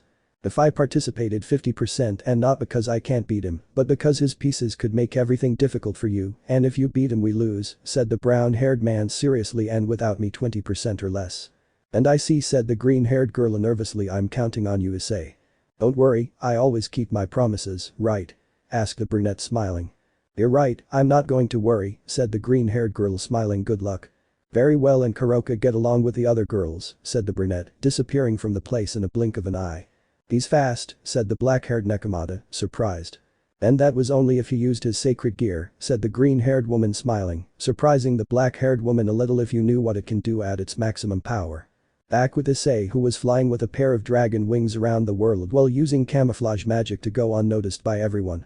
"He needed to quickly get the members for Seekvaira's retinue," said the serious brown-haired man. "Draig found possible powerful candidates for her." Saying that, a red helmet with green eyes and golden parts on each cheek appeared, and with it a radar appeared with which it marked 2 points about 2 kilometers from it, which showed 2 women fighting each other, one with black hair and a black suit, the other was light blue-haired with a white suit. "Both women are perfect candidates for Seekvaira, both have, from what I see, excellent techniques." The black-haired one could have an even sword fight with Asuna, and the light blue-haired one would have a good battle against Nitsuki with magic, said the brown-haired man smiling. Very well, I think I found the next knight and bishop. Are you sure that's all, brother, asked the dragon sealed inside Issei. You know I'm not interested in a harem for now, but well, if they want, I won't deny anything, said the brunette seriously, although first I have to defeat and overthrow Sirzechs' Lucifer, perhaps with it the demons will lose that stupid confidence. They have many weaknesses and yet they feel invincible for being the ones who have one of the top 10 beings, how stupid, said the dragon seriously. That's right, Drag, all those high-class devils are idiots, said the brown-haired boy seriously, but I see that Seekvaira and Sona aren't, and that made me set my sights on them, and maybe make them my main couples. I see, then go and get what you want. But that the communication was cut off, and Issei advanced until he was close to both girls, looking closely at each one. It seems that sword has some poison directly included, and with it she can kill anyone, although it is not effective if she cannot cut someone with armor, said the brown-haired man looking closely at the black-haired woman to pass and see the light blue-haired woman. She seems to control the ice completely, perhaps at the level of Sera or Leviathan or higher. It is interesting, both are perfect to be the pieces of Seekvaira, and their levels can exceed what I think, and that pleases me. When he stopped thinking he could see how both girls were looking at him seriously. Who are you? Asked the brunette, pointing her katana at him. And what are you doing here? The light blue-haired girl said this time, pointing at him with her sword. Well, it seems I have no other choice, said the brown-haired man approaching both girls as his helmet disappeared. My name is Hyoudou Issei, the current Sekiryuutei and servant of Sona Sitri, as well as Seekvaira Agares. I am gathering people to be part of Seekvaira Agares' entourage, and you are perfect candidates to be part of her entourage, but I will not force you or anything like that. Even if you decide to be the good way, she will never treat you badly. I've already had some problems with demons, and I don't trust a servant of demons too much, said the black-haired woman seriously. Well, I also had some problems with a certain group of demons, said the brown-haired man smiling, and in the future I am going to overthrow the Mao Lucifer, the most powerful Mao and demon of all. How can I believe your words? Asked the black-haired woman. What do you think if we have a battle? The brunette said, smiling. It'll be a friendly one. And what will we gain from it? Asked the light blue-haired girl. That's simple, if you win I'll leave or do whatever you want, but if I win you'll both be servants and part of Seekvaira Agares' group. The demons won't be able to lay a single finger on you, and whoever tries to do so will die, said the brunette seriously, making both girls a bit nervous. But first of all, say your names. The Kame, that's my name, said the serious brunette. Desdeeth, said the light blue-haired girl with a smile, and we won't make it easy for you. I know that and I expect everything from you too, said the brown-haired man smiling, making the boosted gear appear on both arms, although the right one was a bit different. Let's start, and by the way I won't use the power of this, I'll only use it to see that I'm going to be a bit serious. Both girls seriously launched themselves at the brown-haired man trying to cut him with their swords, but with a simple movement, he stopped both swords, leaving both girls surprised by the brown-haired man's speed. Not bad for an ordinary demon, but those attacks would have been the end of a high-class demon, said the brunette seriously, but he still has a long way to go to reach my reaction speed. Saying that he releases both girls who move away and disappear to appear trying to cut the brown-haired boy, but he dodges the attacks without any difficulty, making both girls annoyed by launching several repeatedly, but with the same result. What is this guy? The blue-haired girl said, confused. We haven't hit him a single time. It's as if she anticipated any of our attacks in advance, but how? The black-haired woman wondered.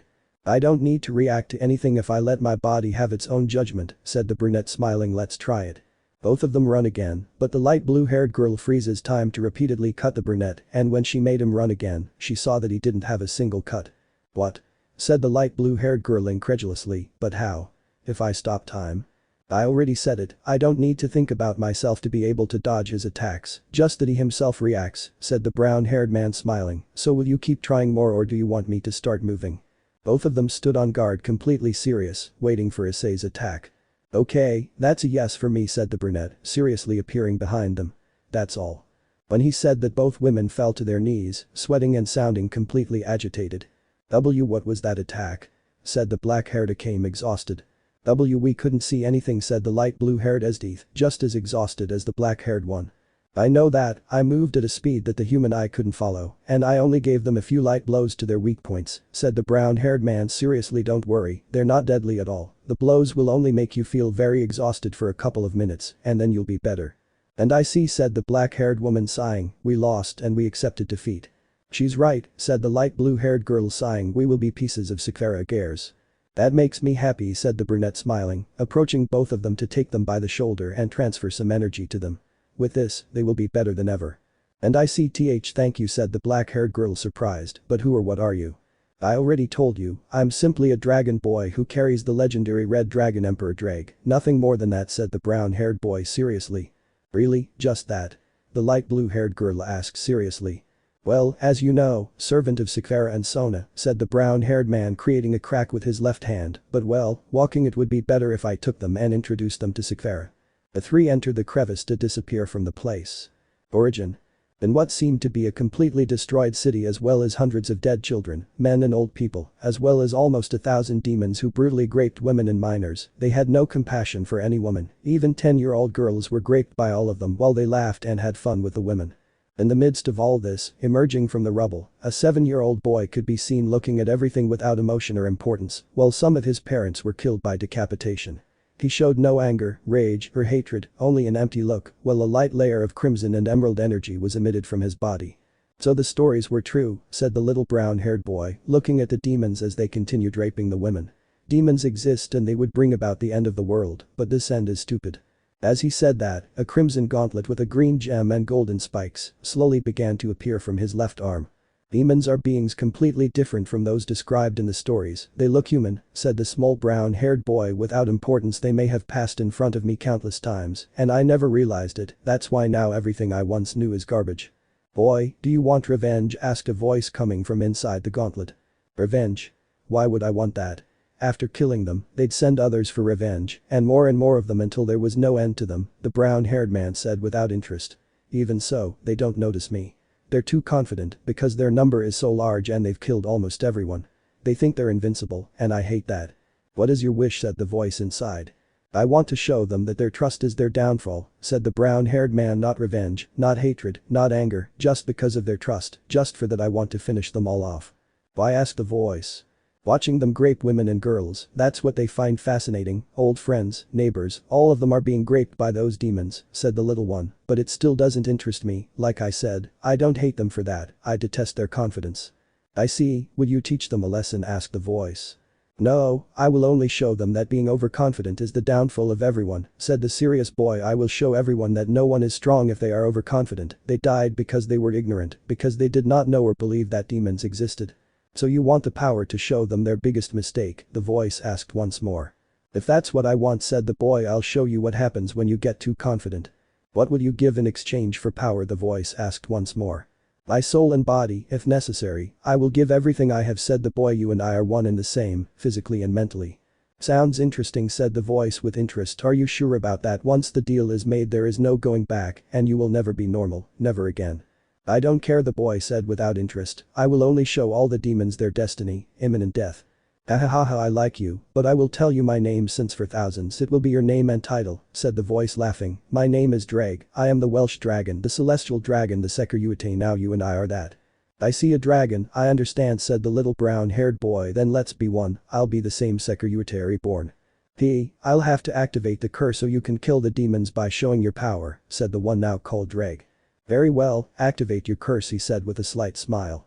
You might lose control for 5 seconds, but I'll make you recover it in no time just by following me, said Drake, starting a chant with the boy. I, the one who will awaken. I am the heavenly dragon who stole the principles of God's domination. I laughed at the infinity and despised the dream. I will become the red dragon of domination. I will sink you into the depths of crimson purgatory. Juggernaut Drive. The little 7-year-old boy had become a great crimson dragon which surprised them when they saw him, and with it a great roar was heard which sent all the demons present flying as he began to release them.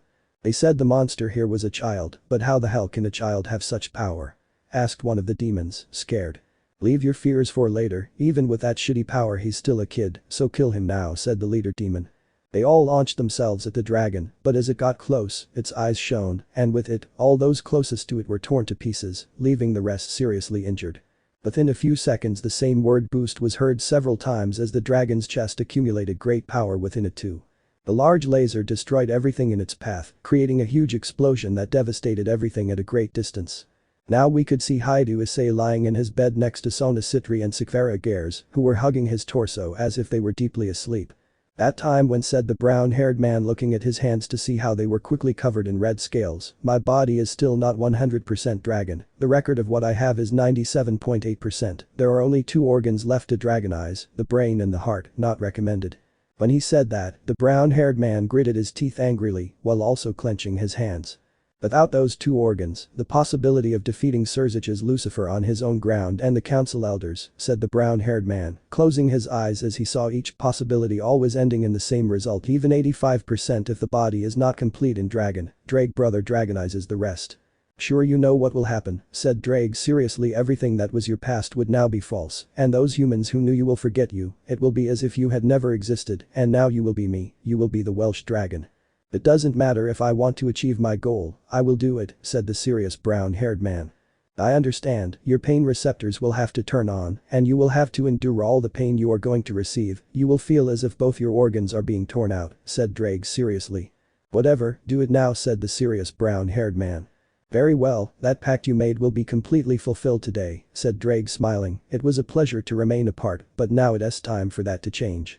When he said that, the mental communication was turned off, and the process of dragonizing the remaining organs began, causing the brown-haired man to sweat a little and breathe a little heavily, but after several minutes he stopped and relaxed while looking at the ceiling seriously. After several hours the process was over, and Issei had been turned into a 100% dragon, but not just any dragon, now he was the Welsh dragon, the Sekiryuutei by law. A few minutes after the process ended, both heiresses began to wake up. Hey, good morning Issei, said the green-haired Seekvaira, waking up to look at Issei, who was awake. Is something wrong? Nothing, said the brown-haired boy, closing his eyes. I was just thinking about some things. Like which ones? Asked the black-haired Sona, waking up. Things of the past, said the chestnut. I see, said the green-haired girl. And how did you both sleep after last night? The brunette asked with a slight smile, caressing both girls' cheeks, causing them to blush. It seems you remembered. How will I forget my first time, said the green-haired girl, blushing, placing her right hand on the left arm where Issei's mark was, and the first time I felt like a real woman. If I can't forget it yet either, said the blushing brunette while she felt and knew that Issei's mark was on her lower back on the left side to show a slight smile, and I doubt I'll forget it for a long time. I see, said the brown-haired boy with a slight smile to show a look full of seriousness. Sona and Seekvaira, perhaps now is the time for you to know more about me. That left both women confused, especially because of what he called them, since it had been a long time since the brunette had last called them without the Chan. Do you want to know? The brunette asked seriously. Both fearful women nodded as the brunette closed his eyes and got out of bed. You both need to get dressed because we're going out somewhere after I tell you everything, said the brunette seriously.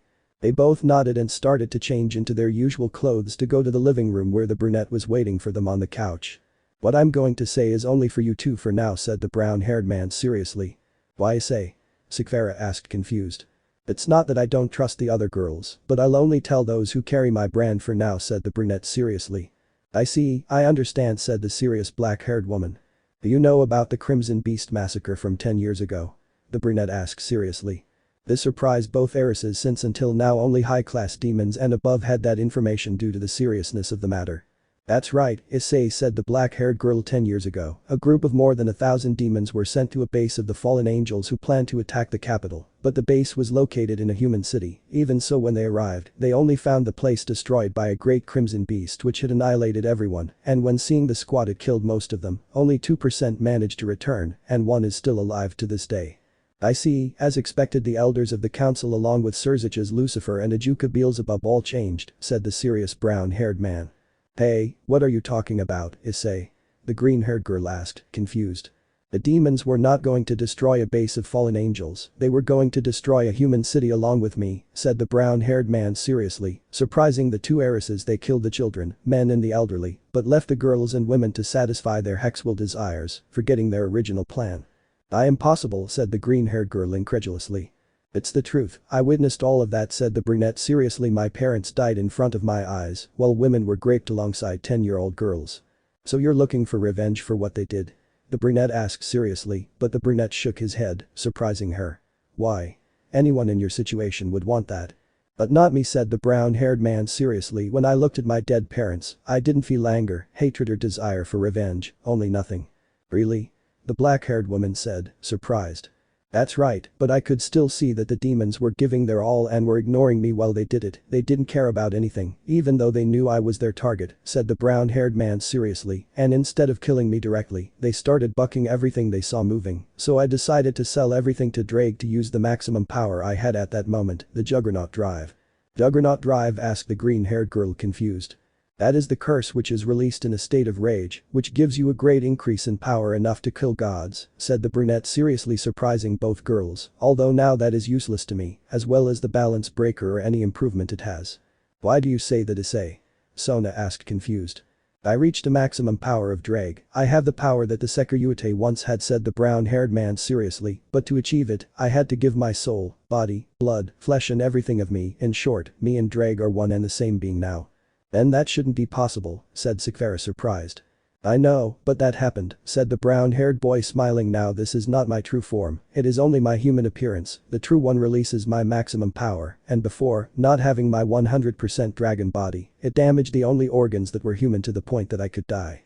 Both were surprised by what Issei was telling them, since they didn't know what to say or do. But you know what, I'll show you, said the brown-haired boy smiling, even so I can do your balance breaker like the one I did to Seekvaira, and now it's much easier. Issei, show us your true form, said Sona seriously. I want to see it. Me too, Issei, said Seekvaira seriously.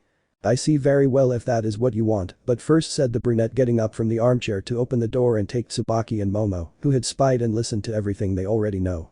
Tsubaki and Momo, why? Asked the black-haired Sona, confused. We wanted to know more about Haidu, but I think we found out too much, said Tsubaki nervously. We're sorry, Haidu, for spying on you, Momo said nervously. It doesn't matter now, said the brown-haired man, sighing, you'll go too. Saying that, Issei creates a magic circle in which they all enter to find themselves in a city that seemed to have been almost completely destroyed just over a decade ago. This place is, said the white-haired Momo, looking at everything. It is a replica of the city that was destroyed by me, along with the women and girls who remained alive but were raped, said the brown-haired man, taking an old charred teddy bear, which disintegrated after a few seconds. I took innocent lives to get them out of their suffering. I have never seen myself as a hero who will bring peace or anything like that. I am only guided by what I want and what matters to me. Now one of the things is to protect you four along with the others. Except for Sajji's girlfriend, he has to be a man and must protect her. The four women blushed, knowing that they were very important to the brunette. But what we came for, said the brown-haired man seriously. Move away a couple of meters. Saying that, the girls listen to what the brown-haired boy said, and he begins to change, his skin turns red, he begins to increase in size, his skin changes to scales, he grows a tail, a pair of wings come out, and with that he quickly takes the form of a real dragon. The women were surprised to see Issei's appearance, none could believe that this was the true form of the boy they loved, none could say anything. Roord, making the whole place shake as he began to destroy it without any problem, leaving the women nervous. Now what do Seekvaira, Sona, Tsubaki and Momo think of me? The brown-haired boy asked, but no one knew how to give an answer to what they were seeing until Tsubaki spoke. We don't know what to say, Issei, but even with her we still have the same affection, respect and love, said the black-haired Tsubaki, whispering the last thing with a blush, so even if you are that now you will continue to be what you were before and what you will be in the future. I see, said the brown-haired boy, lying down around the girls to gather them with his tail and cover them with his wing. I'm glad, but we can't rest yet. When he said that, a large group of fallen angels led by a black-haired man with pale skin was appearing, entering through one of the cracks that Issei's roar created. There are visitors and this will serve as real training, said Issei seriously. The past is revealed. Right now Hyoudou Issei was standing next to the heiresses Sitri and Agares, as well as the bishop and queen of Sitri, while several meters away, guided by a black-haired man with pale skin and several fallen angel wings, showing his cadre rank. Sona Sitri will have access to balance breaker since they are prepared, said Issei, still in his dragon form, smiling. And what about us, Issei? Asked Tsubaki. Do we have to escape or what? Asked Momo seriously. To be able to access that armor you must have one of my marks, even if it is temporary, or else something bad can happen, Issei said seriously, and the two girls didn't care about that. Do you still agree? Yes, Issei, they both said seriously. Very well, said the brown-haired boy, taking both of them with one of his claws. I hate to do this, but now is the fastest time to spread your demon wings. Both of them listened and spread their demonic wings.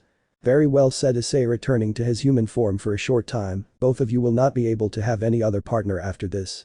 We understand and accept it, they both said seriously. Very well, said the brunette, taking Tsubaki's cheek to kiss her, blushing the girl who hugs him by the neck, increasing the passion to separate a couple of seconds later, showing the brunette completely blushed and excited. Complete now Momo, now it's your turn. I don't feel any change, said the brunette, feeling something in her chest burning slightly. Huh. You are marked, Tsubaki, now you only belong to me, just like Seekvaira and Sona, said the brown-haired man, taking Momo by the chin to kiss her passionately, who then hugs him by the neck with great passion, separating a couple of seconds later. You too, Momo, are already marked. Really, said the white-haired girl, feeling her left breast begin to burn slightly. I'm yours now. That's right, but your bodies are still adapting and becoming a dragon, said the brown-haired man, seriously, taking his dragon form again. Now you can access the perfect armor, but don't overdo it. The four girls nodded and got ready. Balance breaker, the four serious girls shouted. Balance breaker, boosted gear scale, Hyoudou Issei said, seriously, releasing a flame against the four girls to create an explosion, and from it the four emerged with customized armor. Sona Sitri had 2 cannons on her shoulders, as well as 2 on her arms, being surrounded by a blue aura. Seekvaira's was the same as the first time she used it. Momo's was similar to Seekvaira's without any drastic or visible change. Tsubaki's was similar to the previous ones, with the difference that she had 2 Naginata's, which were made of the same material as the armor. All 4 of them emitted great power, with Seekvaira and Sona emitting power equal to that of a supreme-class demon, while Momo and Tsubaki's powers surpassed the powers of any high-class demon, slightly bordering on supreme-class demons. Okay, go girls, Issei said, smiling, causing the 4 girls to quickly launch themselves against the fallen angels. But the cadre was watching as they were about to arrive. Interesting, a group of demons is about to arrive, finish them off, said the cadre, smiling. Don't have mercy, the great Gabriel-sama orders you. In the blink of an eye, the 4 armored girls appeared in the midst of killing hundreds of fallen angels. Sona Sitri pierced the bodies of the fallen with her water cannons, which expelled a large amount at a speed greater than that of sound, which could easily pass through any metal, thus killing any fallen angel that approached her. Seekvaira, on the other hand, launched herself against all of them, cutting them with the golden blades of the armor placed in the gauntlets, finishing off dozens of fallen. Tsubaki used her Naginatas to cut all the fallen within her reach without leaving any alive. Momo created flames with which she burned all the fallen, which screamed in pain. Those women are not doing badly at all, said the cadre, smiling to see the armor in detail. I am possible 4 balance breaker of the boosted gear, that should be impossible. It's not Gabriel, said Issei with Draig's voice a few meters away from him, already looking at him with a smile. Do an apostrophe T, you remember me, little fallen one who wets his pants. I am possible T, the D damn T, the old T sealed you, said Gabriel, trembling with fear. Why you should nt be I'll live. Nothing is impossible, Gabriel, said Issei with a smile while changing his appearance to Draig's, making Gabriel start to cry. Now you see that I'm not lying, crow. Gee, get away from me, Bakemono. Gabriel shouted in fear as he began to pee himself. Now you remember me, hahaha, Issei said with a laugh, taking Gabriel by the claw, who was crying in fear. Nu, let me go, help me. She screamed in fear, looking at how all the fallen angels were dead, with the 4 women bathed in their blood, with their eyes open and no Nu. Stop shouting filthy trash, said Issei, seriously, taking him with 2 of his claws from the cadre's head. Or do you want to die? Then please don't kill me. He said with fear and dread. Where is the Sekiryuutei, said Issei seriously. And I don't know about after you attacked us 3 years ago. I don't know anything about him, said the cadre, scared, trying to stop shaking. Now you remember that too, eh, he said with a smile. How see can I not remember T, the Crimson Bee Beast, said the terrified cadre. I still remember those armors, the apocalyptic dragon group, they are monsters. I see you're talking about the pre-prototype and the old name of my group, said Issei, smiling, surprising the 4 girls, who looked at Issei confused. They were N apostrophe T the best, they had their flaws like extreme violence and desire to see the blood of their enemies run.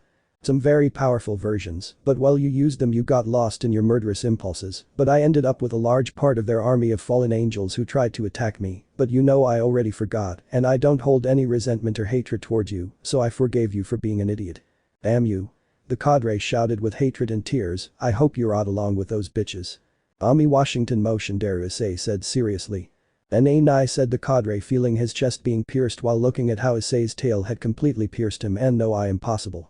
But that Issei ripped off his head and burned the cadre until nothing was left, followed by that he took the 4 girls with his left claw to burn the bodies of the fallen angels that remained, leaving nothing but everything completely black. Being that after a few minutes, Issei returned to his normal form and looked away, while the 4 girls lost their armor and looked seriously at the brown-haired boy.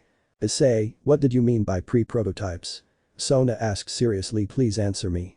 A while ago I was with a group of girls that I found myself and with whom I related in many ways, but I never did it with them, said the brown-haired man seriously. I knew that they loved me, but at that time I was only 13 to 15 years old, and I had no interest in doing it with a woman yet. They wore the first versions of the combat armor that they wear now. You could say that they were even stronger than theirs, but they had a cost, and that was that they became unpredictable, and even more so if they did not have my mark, which I can give it in two different ways. And that would be it? Asked Tsubaki.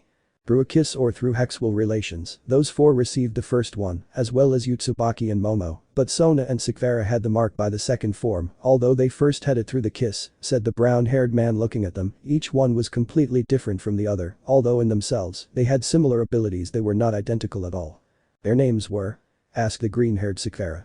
Urza Scarlet, Tsunade, Tifa Lockhart and Colin Statfeld, said the brunette seriously. As a group we eliminated a large number of the Cow's Bridge terrorist group, since let's say that someone wanted to take away my wish, something that I would not allow at all. Is that it? Asked the white-haired Momo. Taking full control of the underworld, or well, that's how it would be seen, but for me it's showing the demons their weakness and bringing them down a peg by defeating their strongest mass, said the brown-haired man smiling slightly, but I won't do anything to Serafal, so don't worry. So-chan, as well as Yusi-chan, Momo-chan, Tsu-chan. The four of them blushed at having been called with that nickname that the brunette gave them. But those faces, I would devour them right now, and I mean it literally, said the brown-haired boy, whispering that in the ears of each of the girls who blew smoke from their heads, as well as their faces were completely red, and with that they fell unconscious, being caught by Issei. I seriously love girls. Saying that, Issei disappears from the place to return to the academy, where he left the four girls on a bed that he made appear with magic, watching over the girls while they were still unconscious. After a few hours the girls woke up. Finally my sleeping beauties woke up, said the brunette smiling and blushing at the girls. Well, I think I'll go. Issei, why have you kept so many things hidden from us? Asked the black-haired Sona, looking into his eyes. I want to know the reason. Sona, there are things I don't want you to know. I've already told you about my past, as well as some things I've done. Is that not enough for now? Asked the brown-haired man. I want to know everything about the person I love, Sona said, blushing at what she said. So tell us everything. For now, what I have told you is the most important thing, said the brown-haired man. So you abandoned those who were your companions because they were no longer useful to you, or because? Sona asked seriously. I never said I abandoned them, and I never looked at them as objects, said the brunette seriously. I decided to break up the group for a while, since they would come out injured or worse dead in the last mission I did before I stopped interrupting the world until you arrived. What do you mean, Issei? Seekvaira asked, confused. I would never leave a woman who loves me. I'm still in contact with those four, but the missions I did with them have ended for now, said the brunette seriously, but they will soon come back and see them. And when would that be, Issei? Soon? Asked Tsubaki. Let's say after the faction meeting, said the brown-haired man with a slight smile. What are you talking about? There's no way there's one, Sona said seriously. Not impossible, Sona. When Gabriel decided to attack them, he did it for himself, since Azazel is not one of those interested in fighting, said Issei seriously, and a meeting will be held for that. If there is nothing else to say, I say goodbye. Saying that, Issei opens the door to see Seekvaira's entourage, who were looking seriously at the brown-haired boy. Issei, we want to know everything, said Nitsuki seriously and without any objection. I think I'll have to bring forward several plans, said the brunette, sighing. I'll tell you that after I tell you this. I'll have to mark you in one way or another, either by kiss or by sexual relations, and I know you'll choose the first one before the second for now. It doesn't matter to say everything, Sekiryuutei, said the light blue-haired Esdeath seriously. Very well, said the brown-haired boy. You see, before I tell you everything, I don't want you to feel sorry or look at me with sadness, because I don't deserve that and I don't want to receive it. But that Issei began to tell them everything about his past and every job he did before he became Sona and Seekvaira's servant, as well as a little information about his four previous companions. That's all you need to know for now, said the brown-haired man, sighing. I hope you're satisfied. You haven't said everything yet. I want to know more about your previous group, said Asuna seriously. We have to know more about them. Why do you want to know more about them? I didn't tell you that they'll be back when the faction meeting is, so why? The brunette said, looking at her. Because we must know, Issei Naya said Kuroka seriously. We must know every single thing about you if possible. I'll give you a little information just like they were, just that, and I hope it's more than enough. You'll know the rest when you arrive, said the serious brown-haired man. That's more than enough, Issei, said Shizuku, nodding. Very well, said the brown-haired man, making the hologram of 4 women appear. I will introduce them one by one. This is Tsunade, age 26, she specializes in brute force, as well as having healing techniques that can equal the sacred gear in that field. She was trained as a ninja, and is one of the strongest, or so she told me. The truth is I don't know. They all started looking at the hologram of the only blonde. Now next up is Tifa Lockhart, said the brunette, showing a brunette expert in hand-to-hand combat as well as martial arts, age 23. They all looked at her carefully, waiting for the next one. Now next is Colin Statfeld, said the brunette, pointing to the girl with red hair with pink edges and blue eyes. She has superior combat skills, she has great wit, and she is very smart, although a little stubborn sometimes. Everyone looked at the girl's hologram. She has her own balance breaker that she creates, and she can only handle that version of herself, said the brown-haired man, showing the armor. She herself asked me for the design, since she didn't like the original one at all. And what about Tsunade and Tifa, what are theirs? Asked Seekvaira. They have the same design as you, except for some minor changes that they themselves will show when they arrive, said the brown-haired man, showing the last one, which was a redhead with long hair and brown eyes. She is an impatient and very strict girl, so you must treat her carefully or else you will make her angry, although deep down she is somewhat clumsy and shows great affection for her companions. She has a large number of variations of balance breaker that she creates with her magic. In addition to being a dragon slayer, she is 19 years old. They all looked at his hologram, surprised by what he said. One of her eyes was previously artificial until I created one for her with some of my flesh, said the brown-haired man seriously. One of the hidden powers of the celestial dragons, and her favorite version of balance breaker. I won't say it all. Why not? Asked Sona.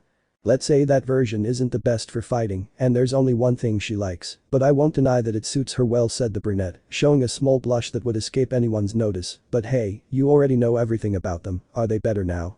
A little bit, Nitsuki said seriously. And when will the faction meeting be as well as your reunion with them? The meeting will be at least 1 week, at most 2, and they will come in 3 weeks, said the brown-haired man seriously, and I hope that they treat them as they do with the others and don't look at them as superior or inferior at all. They all nodded at what the brown-haired man said to watch him walk away. By the way, Su-chan and Momo-chan, your marks are incomplete. If you look at the ones Si-chan and So-chan have, you will be able to see the differences and that they will only be complete once I make them mine, said the brown-haired boy, looking at them. And to the rest, I tell you that the training will return for any problem that happens with that idiot Sirzechs Lucifer, that's all. Reunion. It had been a week since Hyoudou Issei had told the girls of the Agares group as well as some of the Sitri group about his past and his former companions. Right now the meeting between the Christian factions was taking place, with everyone in a building created for this meeting in the human world, far from any nearby human cities, thus avoiding destruction if they were attacked. Among the leaders were the Sirzechs Lucifer and Serapho Leviathan. On behalf of the fallen angels was their governor, Azazel, and finally the overlord of heaven Michael, with his sister Gabriel. Although besides them, a redhead could be seen in a corner who emitted an aura that almost no one could recognize, and they only knew that he had dragon origins, but even with that, no one knew his full name. On the other side of the room was a dark-haired man with a cold look who didn't seem to care much about this, but was still there out of self-interest. Both had 2 girls accompanying them. The redhead had a brunette and a blue-haired girl, both carrying a sword, the one with the blue hair being bigger. The black-haired man had a purple-haired girl who was wearing a rather revealing dress, while the other was a blue-haired woman with short hair and a green streak who didn't seem to be carrying a weapon, but her gaze was cold and sharp. While in the corner was Issei, who looked at the meeting without importance, while both heiresses were at his sides. Okay, it looks like we're all here, along with a few extra guests, said the black-haired man named Azazel with a smile, so we can start this meeting, right? Everyone nodded and the meeting began. After a few minutes of the meeting starting, they had already talked about the problems and reasons why they had remained neutral until the moment Gabriel decided to attack the heiresses Agares and Sitri. So dimensional rifts have opened in a few parts of the fallen angels' underworld? Asked Michael, the overlord of heaven. That's right, we were in a meeting after some years since we received our last attack, and we were able to fully recover, said Azazel with a smile, looking at the brown-haired man who just didn't take it seriously, and upon feeling the power of the one who had attacked us a long time ago, Gabriel decided to seek his own revenge by taking a good number of fallen angels to achieve his revenge, but well, we already know what happened. And may I ask what attacked them some time ago? Michael asked. I heard that the demons and fallen angels suffered a large number of casualties a few years ago due to attacks by a group we haven't identified. And perhaps he is also the one who attacked some of our churches which had become heretical, because in them there were multiple sinners who even deserved the punishment of Father if he were still here, said the blonde called Gabriel. The strongest seraph one could say that he finished off those who stained with the name of our Father, but even so the way they did it is not justified. Ours was almost 4 years ago, you know, I don't have a good memory since that beast attacked us, said the redhead Sirzechs looking sideways at the brown-haired man who didn't even pay attention to it, being that he finished off a large number of supreme class demons, high class, and most of the low and middle class demons that were our soldiers, all that in only 3 attacks that no demon that the precession will be able to forget. Maybe this way you demons will put an end to the ego that you have, Sirzechs Lucifer said the brown-haired man with his eyes closed. What are you talking about, Sekiryuutei? The redhead said with annoyance. What do you mean, our ego? You think you are perfect beings, you deceive your people with stupid excuses like that a creature attacked a group of demons who ended the evil, those who were heroes, and all that bullshit that your people believe, just because the Mau sucks balls, said the brown-haired man letting out a slight laugh to open his eyes and look at him. I am referring to that stupid ego Sirzechs Lucifer. Sekiryuutei perhaps he said the black-haired Azazel in a serious whisper if that is the most possible, that is why he went to train for all this time, these 2 idiots. Do you want to return to your cell where you deserve to spend your eternity Sekiryuutei? Said the redhead angrily. That cell, even if you make a seal between all of you, couldn't stop me, said the brown-haired man seriously you are still weak and confident just because 2 stupid Mau are among the strongest existences, but tell me something apart from you two, who else is among the strongest existences that is a demon? What point do you want to get to, Sekiryuutei? The redhead asked seriously.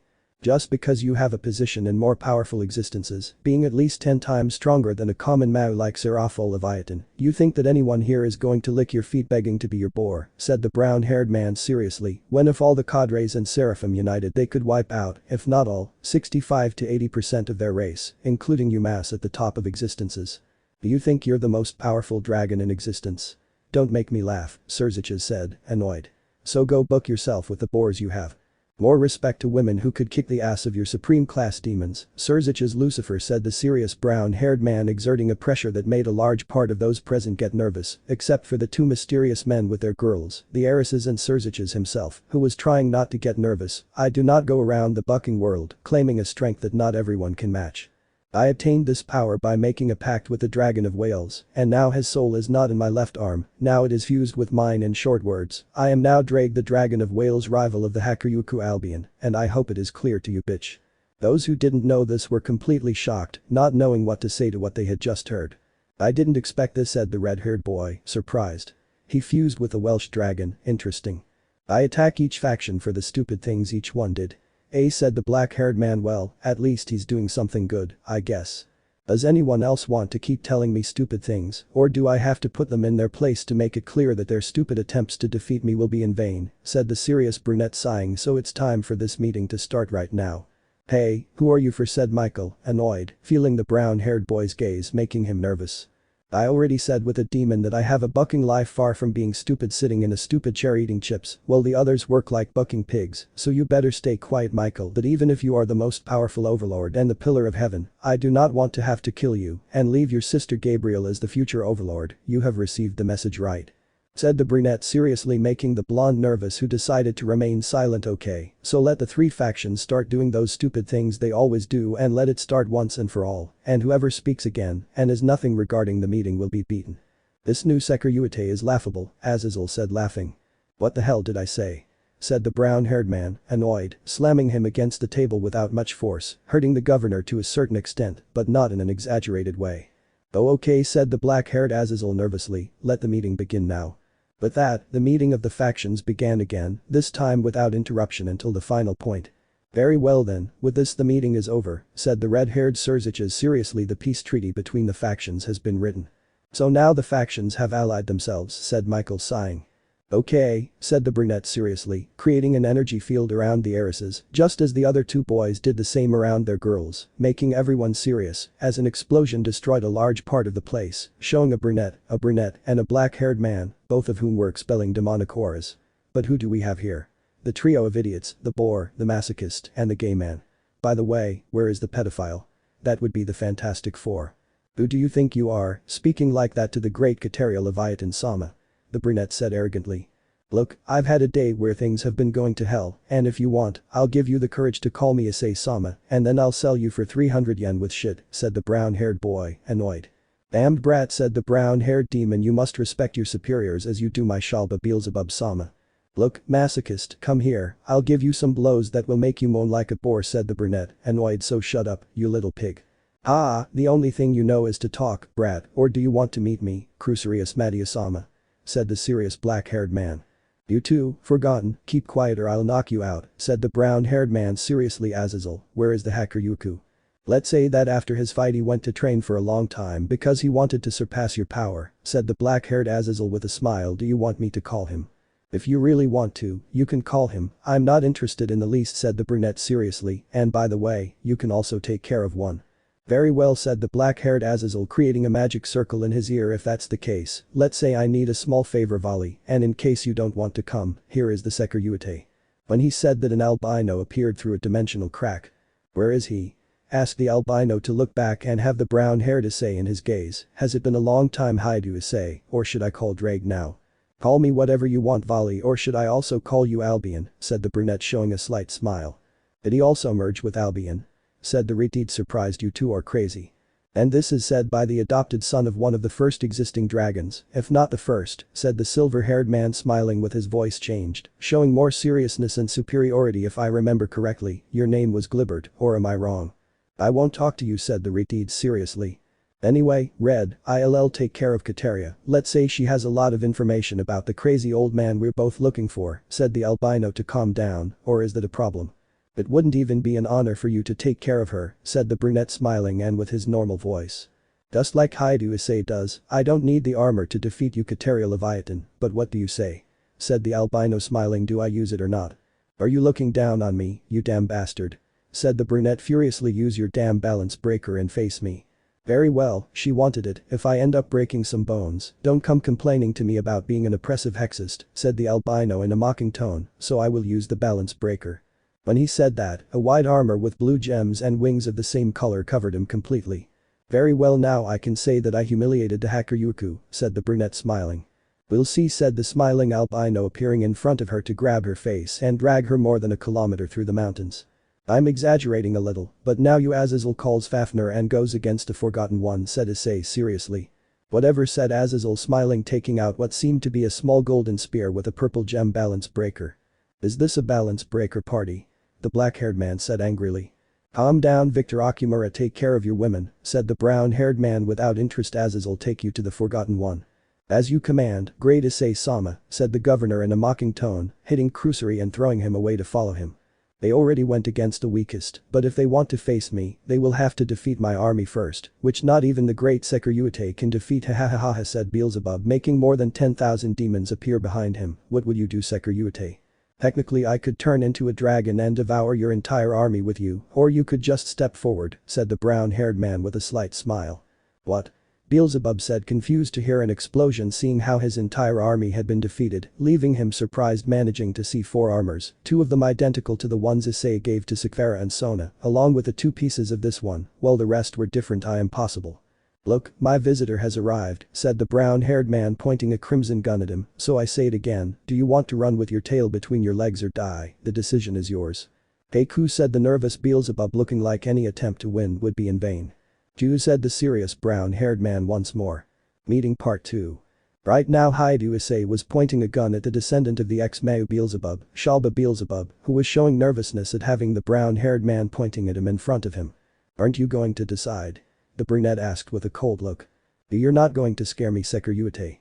Beelzebub shouted furiously. I don't care what you are, I am the descendant of the true Mayu Beelzebub, no one is going to stand in my way to take what's mine. And if you try to cross my path, I'll kill you. The descendant of the original Beelzebub shouted furiously, trying to attack Issei, but when he was 1 centimeter away from him, his body was pierced by a sword from the long-haired retard. Good job, Urza, I can see that your reflexes and speed have improved, said the brunette with a slight smile, once again placing his cold gaze pointing between Shalba Beelzebub's eyebrows. Perhaps in the other world you can send my message to Hades. I hope you don't interfere in my business, or you will be the next necrophiliac. Please forgive me, said Beelzebub, trembling with fear. May the one who gave birth to you forgive you, said the brown-haired man, pulling the trigger, making the Beelzebub burn in the most intense flames and disappear in a few seconds. Very well, one less. No one could say anything after what they saw, and they just got nervous for the most part. Urza, how are the rest of the team? Asked a brunette, looking into her eyes. I want to know everything. Very well, Issei, said the retard, nodding. Tsunade has improved her attack and defense, as well as her healing abilities by 200%, but her speed is still a bit behind. I expected that, she's more of a war tank than a fighter jet, said the brunette, nodding the others. Tifa has learned several lethal martial arts, as well as being more agile and faster, said the redhead seriously. From Colin, she is almost the same as Tsunade, but she also improved her agility and speed as well, as she has come to create techniques that would surprise many. I understand and I'm proud of both of them, said the brown-haired man, showing a slightly bigger smile. And you? I have managed to perfect all the armor without the risk of losing control, as well as I have enhanced them to the point of trying to match your 30 to 50% power, said the serious redhead. And the result was? Asked the brown-haired man. Negative, I couldn't reach 50%, only 39.7%, said the redhead, sighing, disappointed by herself. I didn't reach the minimum you asked for of 42.5%. Issei, I'm sorry. It doesn't matter, Urza, said the brunette, taking the redhead's shoulders with both hands and putting his forehead against hers. I assumed that you weren't going to achieve the minimum I had asked for, but you managed to exceed 30%, which was the maximum I thought you were going to achieve. You have seriously surprised me a lot, Urza. I'm glad, Issei, said the redhead, hiding her blush to return to normal when the brunette separated. We await your orders. For now, just maintain a 1-kilometer perimeter around the place and no other demon other than the white one and the man of the woman there, said the brown-haired man, looking at the blue and brown hair, as well as any fallen angel, except for Azazel. Very well, Issei, said the redhead, moving away from the brown-haired boy to go with the other girls and disappear just as they appeared. So that was your old team, Issei? Asked Sitri, looking at the brunette. That's right, said the brunette with a slight smile, and I see that all of them have improved. They even surpassed the minimum I had thought they would achieve. Although they didn't exceed my expectations, they managed to get very close, so I'm proud of them for. I see, said the black-haired woman, understanding. But I'm also proud of you, like the others, Sona-chan, said the brown-haired boy, smiling. You surpassed what I expected, and you alone defeated the heir of the Phoenix clan, just as you didn't lose control the first time you used the balance breaker created by me, although I said that they didn't drive you crazy, that probability was 90%. Huh? You never said that, Sitri said, surprised. I'm sorry for not telling you that, Sona-chan, but it was something they shouldn't have known beforehand, or I wouldn't have used the armor, said the brunette, caressing her cheek, and besides, that effect is only temporary while you wear the armor. Very, very good, said the blushing brunette. Well, now we just have to wait for those two to arrive, said the brown-haired boy, letting go of the black-haired girl's cheek and moving away a little, and I also hope that you don't try something stupid, Sirzechs, Lucifer. It will end worse for you than it did for Shalba Beelzebub. The Crimson Mayu didn't know what to say, his legs were shaking, and inside he wanted to try to kill the brown-haired boy, even though he knew that he was stronger than he was and that the chances of being able to beat him were very slim, so he didn't say anything and gritted his teeth in frustration. After a few minutes, Azazel could be seen arriving with minimal injuries. So you killed him, Azazel, huh? Said the brown-haired, looking at the governor of the fallen angels. That's right, and I'm sorry, but this one wanted to explode, so I had to kill him so I wouldn't die with him, and you understand that, don't you, Sekiryuutei? Said the black-haired man with a slight smile. I understand, so I'll pass on it for today while we see what news White brings us, said the brown-haired man, smiling. Following this, a white armor appeared which instantly vanished, showing the albino Vali, the current hacker Yuiku, while he kept carrying the brunette Kateria Leviathan on his left shoulder. And did you get anything, Vali? Said the brown-haired man, looking at the albino. I got some rather interesting things, said the albino, smiling. Apparently the old man made some deals with the god of death, Hades, to be able to use his dead and thus increase his forces and have revenge against you and try to kill me for your you-know-what. To create his own offspring and not have anything to do with inferior species and those things that old man always says? Asked the brown-haired man. That's right, said the albino, sighing. What does it matter if you stay with Kateria Leviathan? Said the brunette, without importance. You can do whatever you want to her, to me she is something of no value. Well, I think I'll take advantage of the offer, Red, said the albino, smiling. The last descendant of the Mayu Leviathan, not bad at all. But that make your own offspring and live like the 4th or 5th strongest dragon, said the brown-haired man with a slight smile. I'm already catching up to you, Hyoudou Issei, said the albino, smiling. Right now we could have a very even fight, but I would still have a minimal disadvantage against you in a couple of weeks to months. Words mean nothing, Vali. When you think you're at my level, we'll fight and see how things go, said the brown-haired man, smiling. That interests me a lot and I accept the challenge, Hyoudou Issei, said the albino, smiling, while behind him a magic circle appeared from which a blonde woman came out with white armor identical to Vali's, except that this one was made specifically for a woman. It seems they came for me. See you later, Hyoudou Issei. Azazel, we will see each other perhaps very soon. Lavinia, walking home. Hi, Vali, said the blonde, creating a magic circle which made the three disappear without a trace. Looks like that idiot got a female, said the brown-haired man, smiling. In the end, Volley was a man, said the black-haired man, surprised, and I thought he batted for the other side and that he liked it, haha. When he said that, a dimensional crack next to him opened and Volley came out, kicking him so much that he flew away. Never say that again, you damn hex addict. The albino shouted angrily, entering the crack and disappearing again. They all had the same thought in their minds, which was. He asked for it. The governor of the fallen angels is becoming more and more of an idiot, said the brown-haired man, sighing heavily. Well, it doesn't matter, the meeting is over, or am I wrong? You're not mistaken, Hyoudou Issei-kun, the meeting was about to end when they arrived, said the overlord of the sky Michael. Okay, then it's time to go, Sona and Seekvaira, said the brown-haired boy, looking at both of them. You go home in advance, I'll go after talking to my previous team, and we'll go there. Very well, Issei, said the black-haired Sona, nodding as she watched the brunette leave. By the way, Sona Sitri, said the black-haired man, approaching the Sitri heiress, my name is Victor and I want to ask you a favor if possible. Of course you can ask me for a favor, as long as it's something I can afford, said the black-haired Sitri, nodding. Very well, said the black-haired man, smiling, you see, I want to ask you too. But Issei, who was already with his previous team. Urza already told me about all of your performances, said the brunette seriously, making each of them slightly nervous. Well, the brunette showed a slight smile, and I'm proud of each one of you. The women in the group became happy and blushed. Tsunade, I can see that you have improved in your brute strength and defense, as well as healing abilities much more, and that makes me happy, said the brunette, smiling. Tifa, you have learned several deadly martial arts, as well as your agility and speed have improved exponentially, and that makes me truly proud.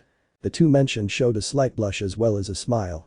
Paul and I feel glad that you have reached Tsunade in terms of brute strength, and in addition to also improving your speed and agility, you have seriously made me proud, said the brown-haired boy, smiling, making the girl blush, and you, Urza, is the one I am most proud of. Maybe you did not manage to reach the level that I asked of you, but you did the best you could, and you were only almost nothing from reaching what I asked of you.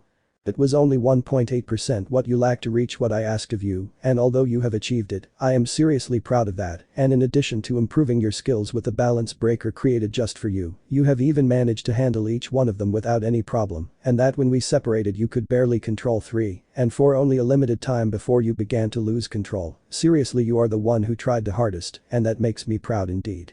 I'm glad, Issei, said the redeed Urza, blushing and with a smile. Seriously, they are part of my pride, said the brunette, caressing the redeed's cheek, who looked into his eyes. And now I believe I am worthy of being accepted as the owner of your hearts, or am I still not?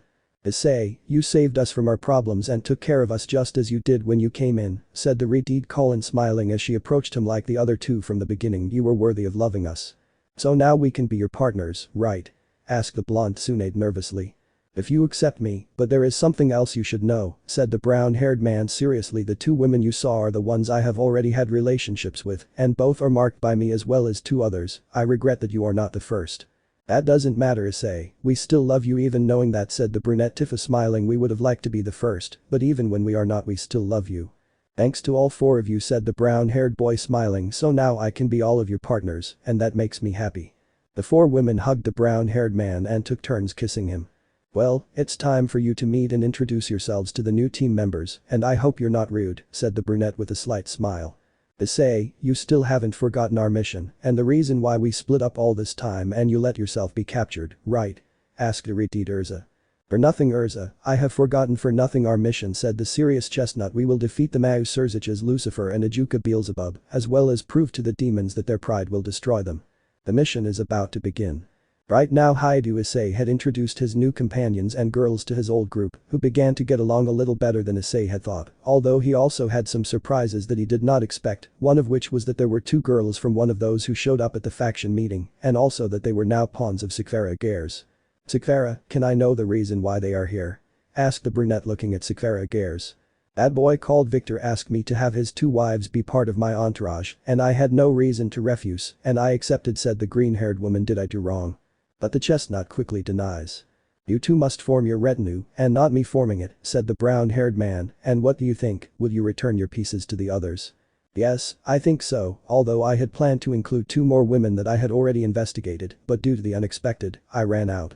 If I include your old team, said the green-haired woman, sighing, and besides, I have not made SD-san or Akame-san part of my entourage.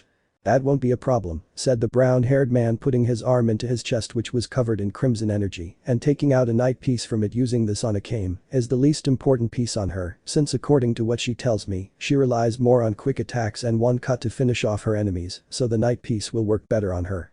Okay, Issei, said the green-haired woman taking the piece, looking at him worriedly. Are you okay? As far as I know, if one of the evil pieces is taken out, the one carrying it could die. Don't worry, since I modified it, nothing happened to me in the slightest, said the brunette, caressing the green-haired girl's cheek, so don't worry unnecessarily, okay? Okay, Issei, said the blushing green-haired girl nodding, and what will you do now? I don't have anything in mind, said the brunette, scratching the back of his neck, although I'm going to do something in private. May I know what? The green-haired girl asked. It's about the reason I was with you at the beginning, and the one I've always mentioned, said the brown-haired man looking into her eyes to overthrow Sirzechs' Lucifer. But if that happens the other three mass, the Haiduay Supreme Class Demons and the Council of Elders will go for you, and I don't want that, said the green-haired girl sadly. I know how strong you are, and I don't doubt for a moment that you can fight Sirzechs' Lucifer, but if they are all against you, you may die and I. When she was about to continue speaking, Issei took her by the chin and gave her a kiss on the lips, which calmed her down. Better? Asked the brunette, caressing her cheek. Why yes, said the green-haired girl blushing, thank you. But said the brown-haired boy with a slight smile, and about that I have Urza and the other girls in my group, so I hope you guys are on my side too. I will be on your side even if my parents and family are against me, said the green-haired girl looking at him with determination, but if they try to attack you, I will be the one to defeat them. Very well, I expect a lot from you, said the brunette, stroking her head before leaving the room and returning to his own millimeters. I need the best plan that is at least 70% successful, and to know any event that could cause a loss or someone being hurt. I can help you if you want, said someone entering the chestnut's room. Are Kame and Esdeath already in Seekvaira's entourage? The brunette asked seriously. Hi, said the black-haired girl expelling a half-demonic aura as well as part dragon due to Issei's changed piece. Likewise, said the light blue-haired girl expelling demonic aura, he gave me the bishop piece. I understand, said the brown-haired boy, looking at them. The rest are receiving the pieces to be part of the entourage, and he said that afterward he would go for the last two girls for the entourage, said the black-haired girl looking at him, so we can help you with whatever you ask for. I see and thank you, said the brunette after a few hours explaining the entire plan to both women, as well as any deviations that may occur in addition to unexpected events. That's the entire plan I've formed so far. I see, it seems you thought of everything, said the light blue-haired girl smiling, I'm starting to like that a lot. I see, said the brown-haired man, looking at them. I suppose that with this, Seekvaira must already be recruiting those last two girls for her entourage. And what's on your mind now? Asked the black-haired Kame, looking at him. I'll talk to Sona Sitri about this, said the brown-haired man looking at her, and have her talk to Sera about everything that happened, and depending on what she says we'll see what to do. 4 mass can be reduced to just 3 if you have Sera support and besides gaining a strong ally, said the light blue-haired woman, thinking it would be of great help. That's right, said the brown-haired man looking at her, well you would take care of the Haiduay Supreme Class Demons, although I'm pretty sure that they will call the fallen angels and the angels, and for that I will create a large energy field, which will eliminate the possibilities of them two being able to make any communication with the other factions. It's because you only have problems with demons, right? The black-haired woman asked.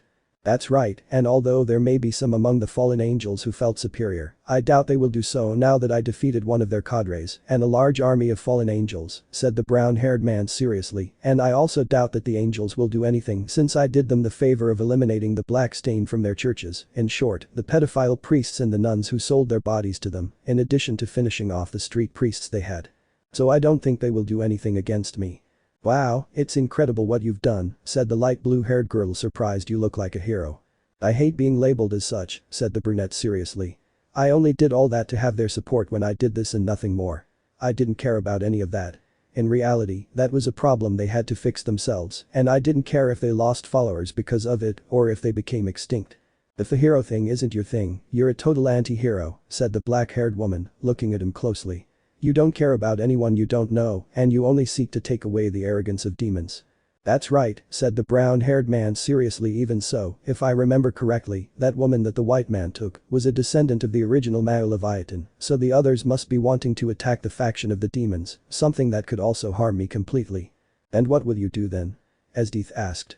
You could take care of them, or even those two Victor and Glibbert could take care of them as well as Blanco, said the brown-haired man, thinking we'll see when we go to act. I understand, the black-haired woman said, nodding. I trust that you can successfully carry out the plan you have created over all these years. I hope so too, Akame, Esdeath said the brunette seriously. Well, you go and tell the others everything I told you, although those who just joined and were part of my team don't need this information too much because they already know it, it's better to inform them of this, I'm counting on you too. Count on us too, Issei, said the light blue-haired girl who would be leaving. Following her, Akame left, leaving the brown-haired man alone. Okay, it's time to tell this to Sona, said the brown-haired man, creating a dimensional crack to enter and be a few meters from Sona Sitri, who was reviewing papers. What's up, Issei? Asked the brunette Sitri, not looking at him and continuing to look through papers. Sona called Tsubaki, Momo, Sajji and the others, said the serious brunette. Is something wrong, Issei? Sitri asked, confused, looking into his eyes.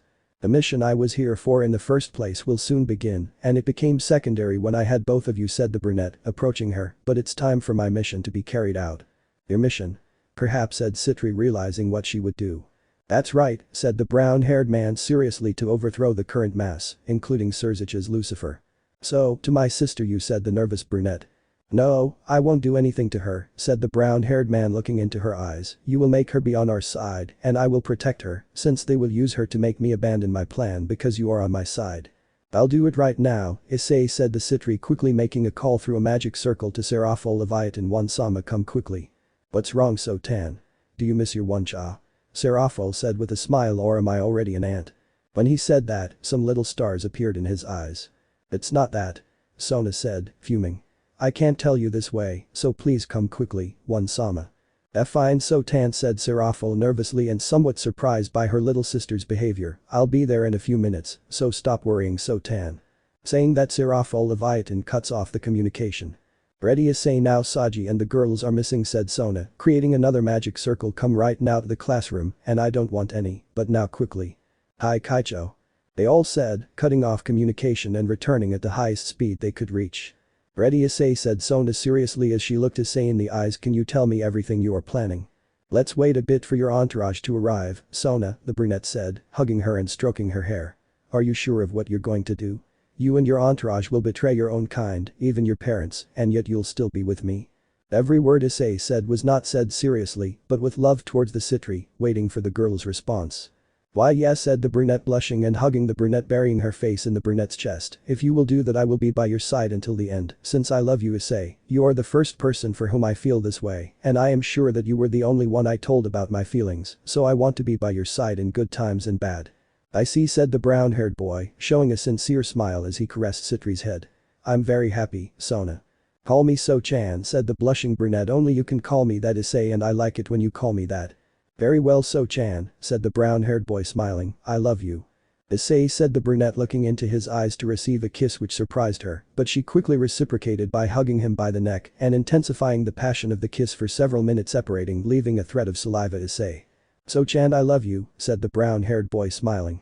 It's the first sincere smile you've shown, said the surprised brunette. All of you made me show the smile, but more you, So-chan, said the brown-haired boy, smiling. I was very happy, Issei, said the blushing brunette.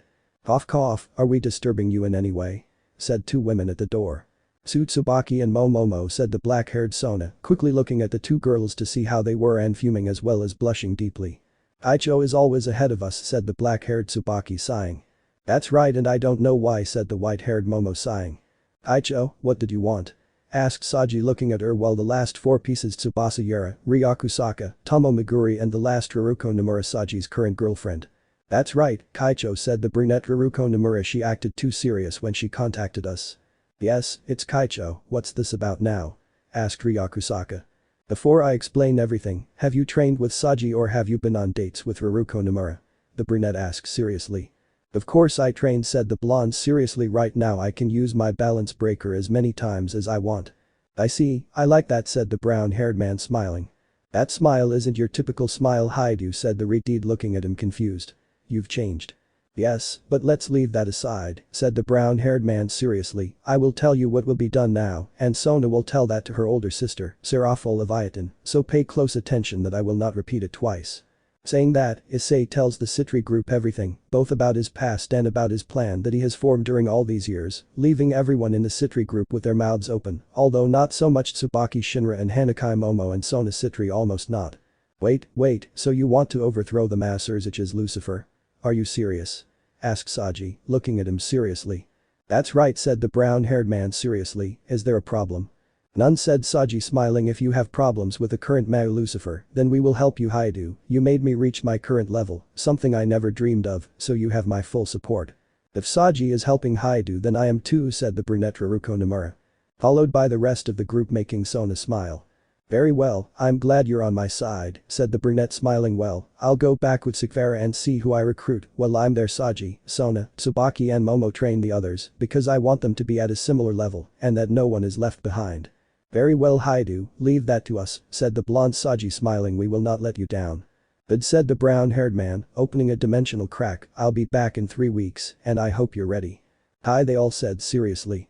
Before you go, Issei, said Tsubaki and Momo, approaching him to kiss him passionately. Momo first and then Tsubaki. Kaicho will not beat us. I see, said the brunette smiling, caressing the cheeks of the two girls. When I return, we will have 3 hours to mark you two and make you my partners. Hi, both girls said, blushing. We hope so, Issei.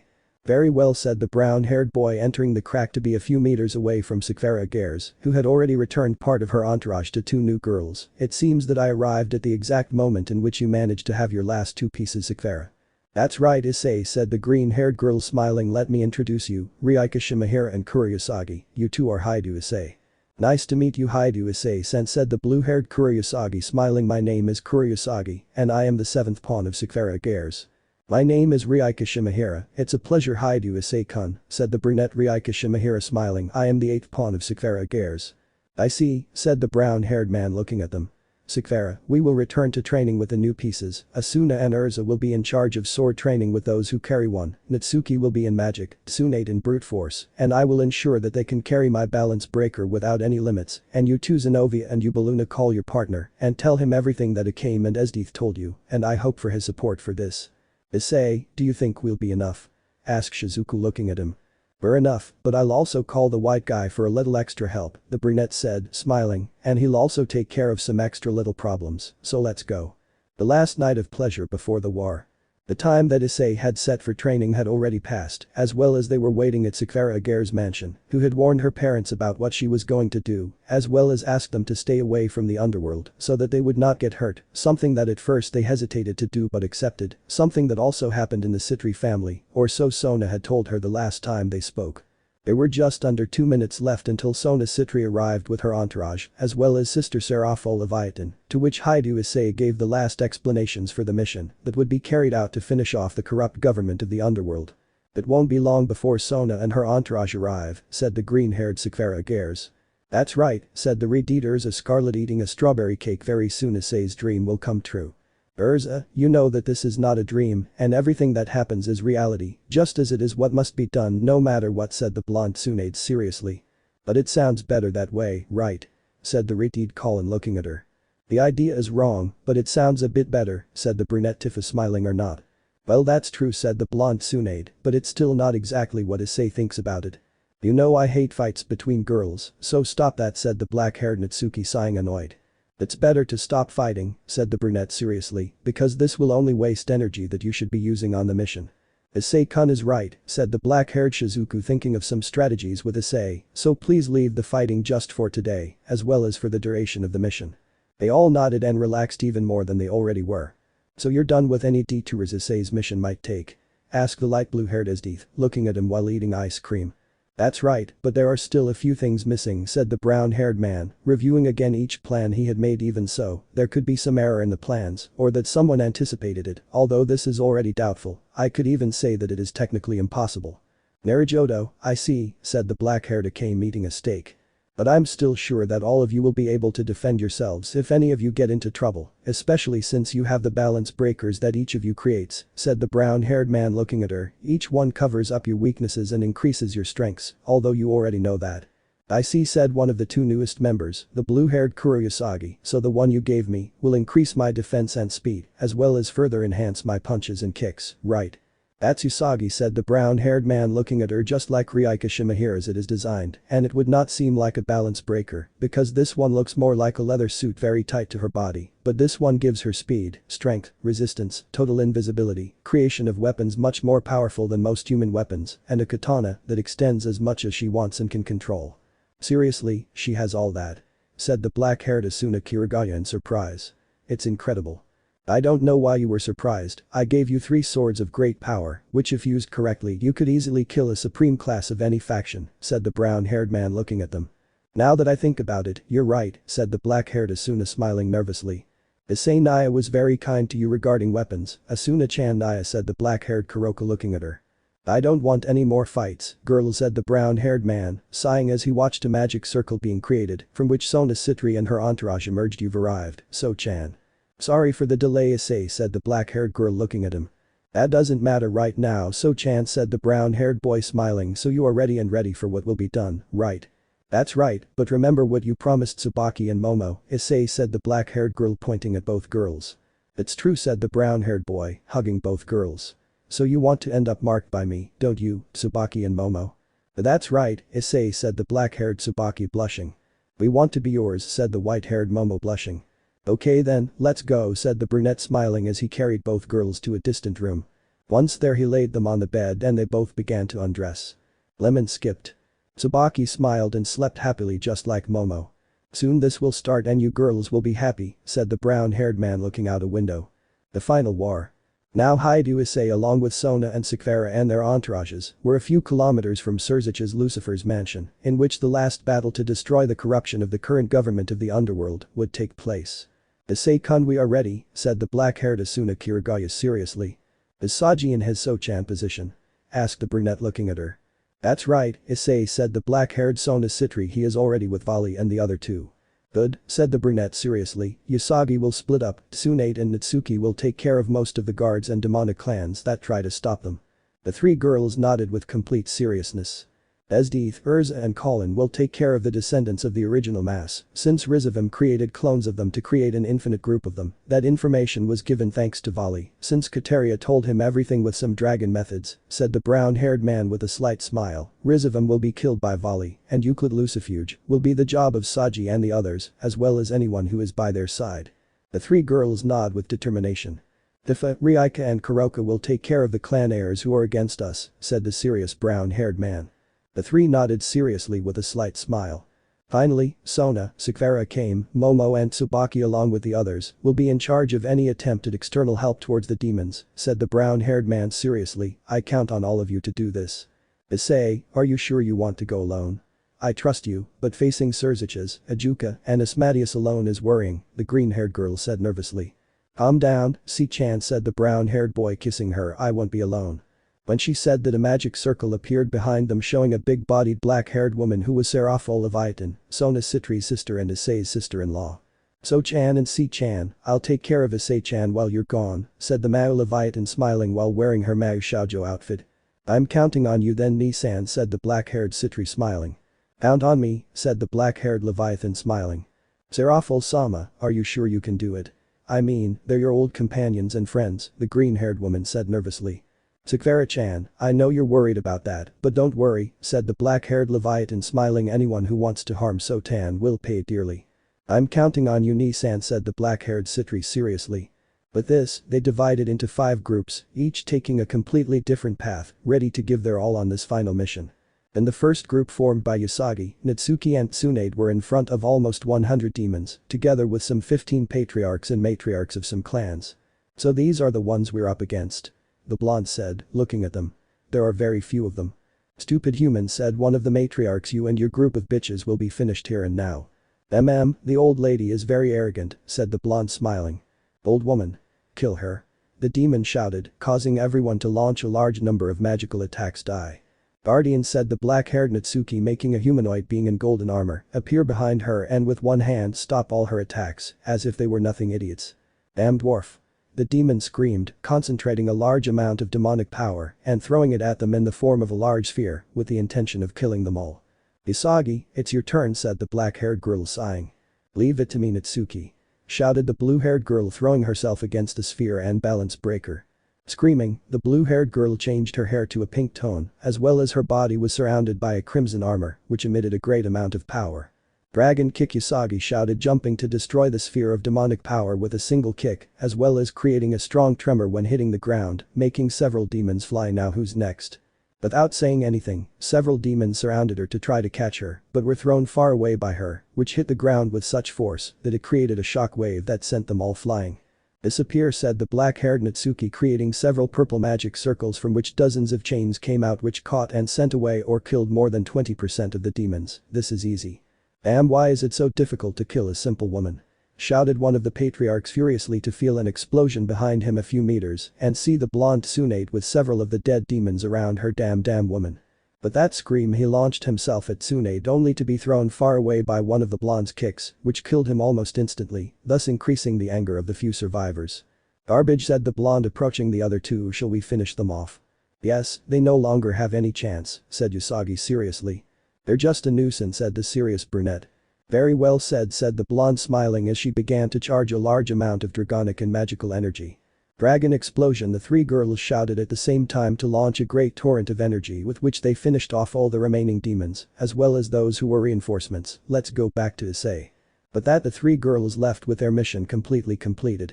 But the second team, made up of Urza, Esdeath and Colin, he was in front of the three of the four last pure descendants of the original mass, who showed arrogant smiles, confident in their power. "So you're the ones we'll be facing?" said the descendant of the original Mau, Beelzebub, Shalba Beelzebub, or rather his clone. "How pathetic." "I'll kill this one," Colin said, smiling as she made her modified version of Balance Breaker appear and launched herself at him to hit him in the stomach, making him spit blood and sending him a great distance away to show complete seriousness. "Were you saying something trashy? You guys take care of the rest, I'll go after that trash." "That Shalba is always trusting," said a pale black-haired man. "My name is Crucerius Matius, and I will be the ones to kill them."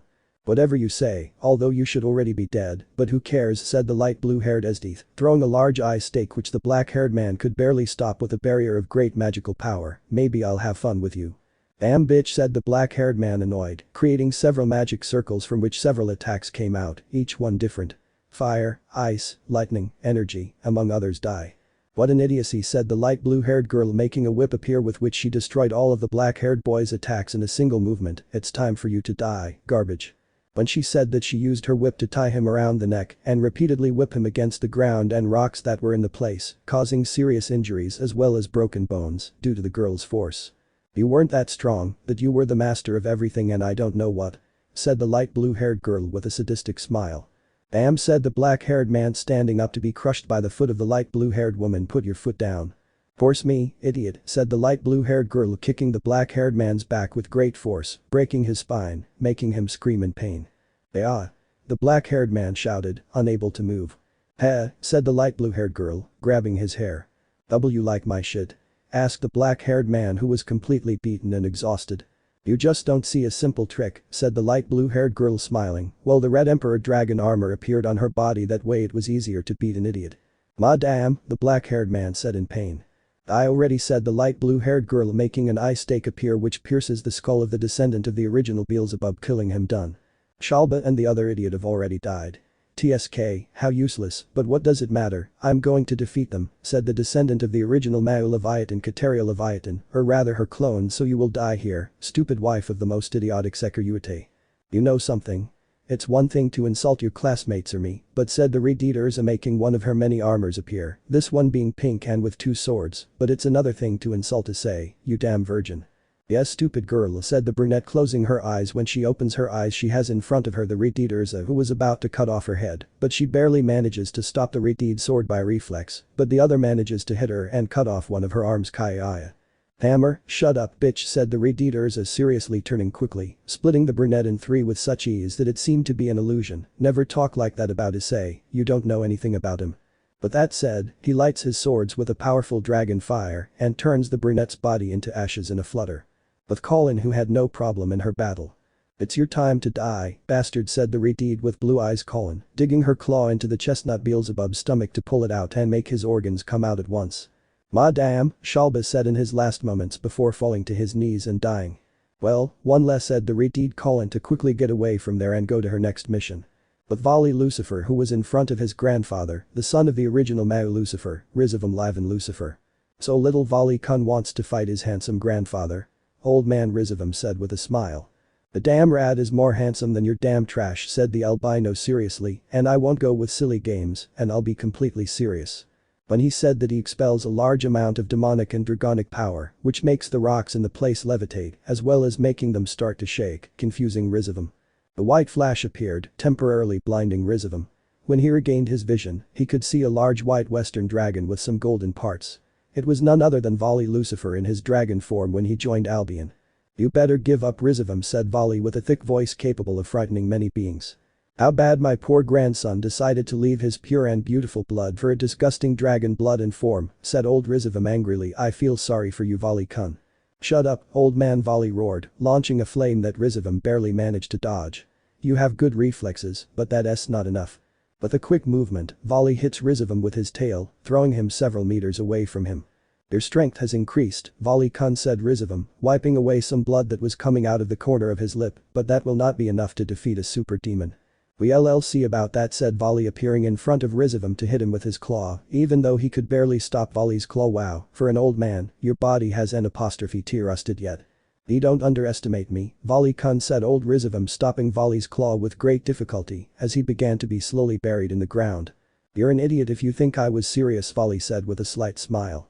What?" said the old man, surprised. "I'm just playing with my prey, old man," said Vali, smiling to drastically increase his strength by crushing Rizavam and removing his claw, showing him how he was still alive but had several fractured bones. "Come on, old man, let's keep playing."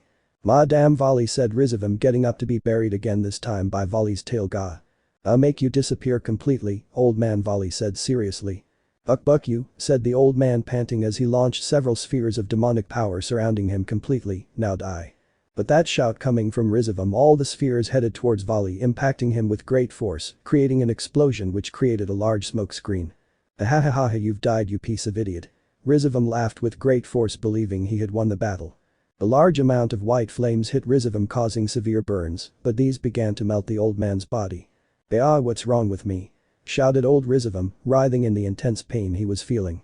"That is a poison of great power. It is one of Albion's most powerful abilities which destroys any existing being," said Vali seriously, "although unfortunately it does not work against Rojo or the two dragon gods. It is a shame."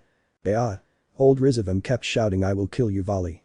I'm sorry, but there can only be one existing Lucifer, and that will be me, old man," said Vali to throw a big flare and turn Rizavam to ash. Due to the intensity of the flare, "Well, Rizavam is dead. I hope you finish your part, Hyoudou Issei." Saying that, Vali disappears through a dimensional rift. But Sajji's group, which was with Nomura Haruko, his girlfriend, both in front of Euclid Lucifuge. "Very well, today Euclid Lucifuge will die," said the blonde with a smile, making his balance breaker appear. "Haruko stays back, it will get a bit rough, support me only if I say so." "Very well, Genshi," said the brunette with pigtails, moving away from the blonde. "Do you think you can beat me? You're the weakest of the three dragons sealed in sacred gear. Don't make me laugh," said the white-haired Euclid, smiling. "I'm not playing, Euclid Lucifuge," said the blonde, seriously, making a light layer of purple energy appear. "Maybe he's not as strong as Haiduay or the grandson of the son of the original Lucifer, but he receives very arduous training, so it won't be easy for you to beat me." "I'll decide that, weak cunt," said the albino Lucifuge, smiling. "Don't underestimate me, idiot," said the blonde, appearing in front of him to kick him in the stomach, which knocked the wind out of him and then gave him a strong blow to the face that sent him rolling backwards. "Where is your strength, Euclid?" "Damn weakling," shouted the white-haired Lucifuge furiously, launching himself at him to punch him in the face. "Not bad, but you're missing something," said the blonde, using the tentacles of his armor to tie him up with them and lift him up. "Let's see if you can handle this."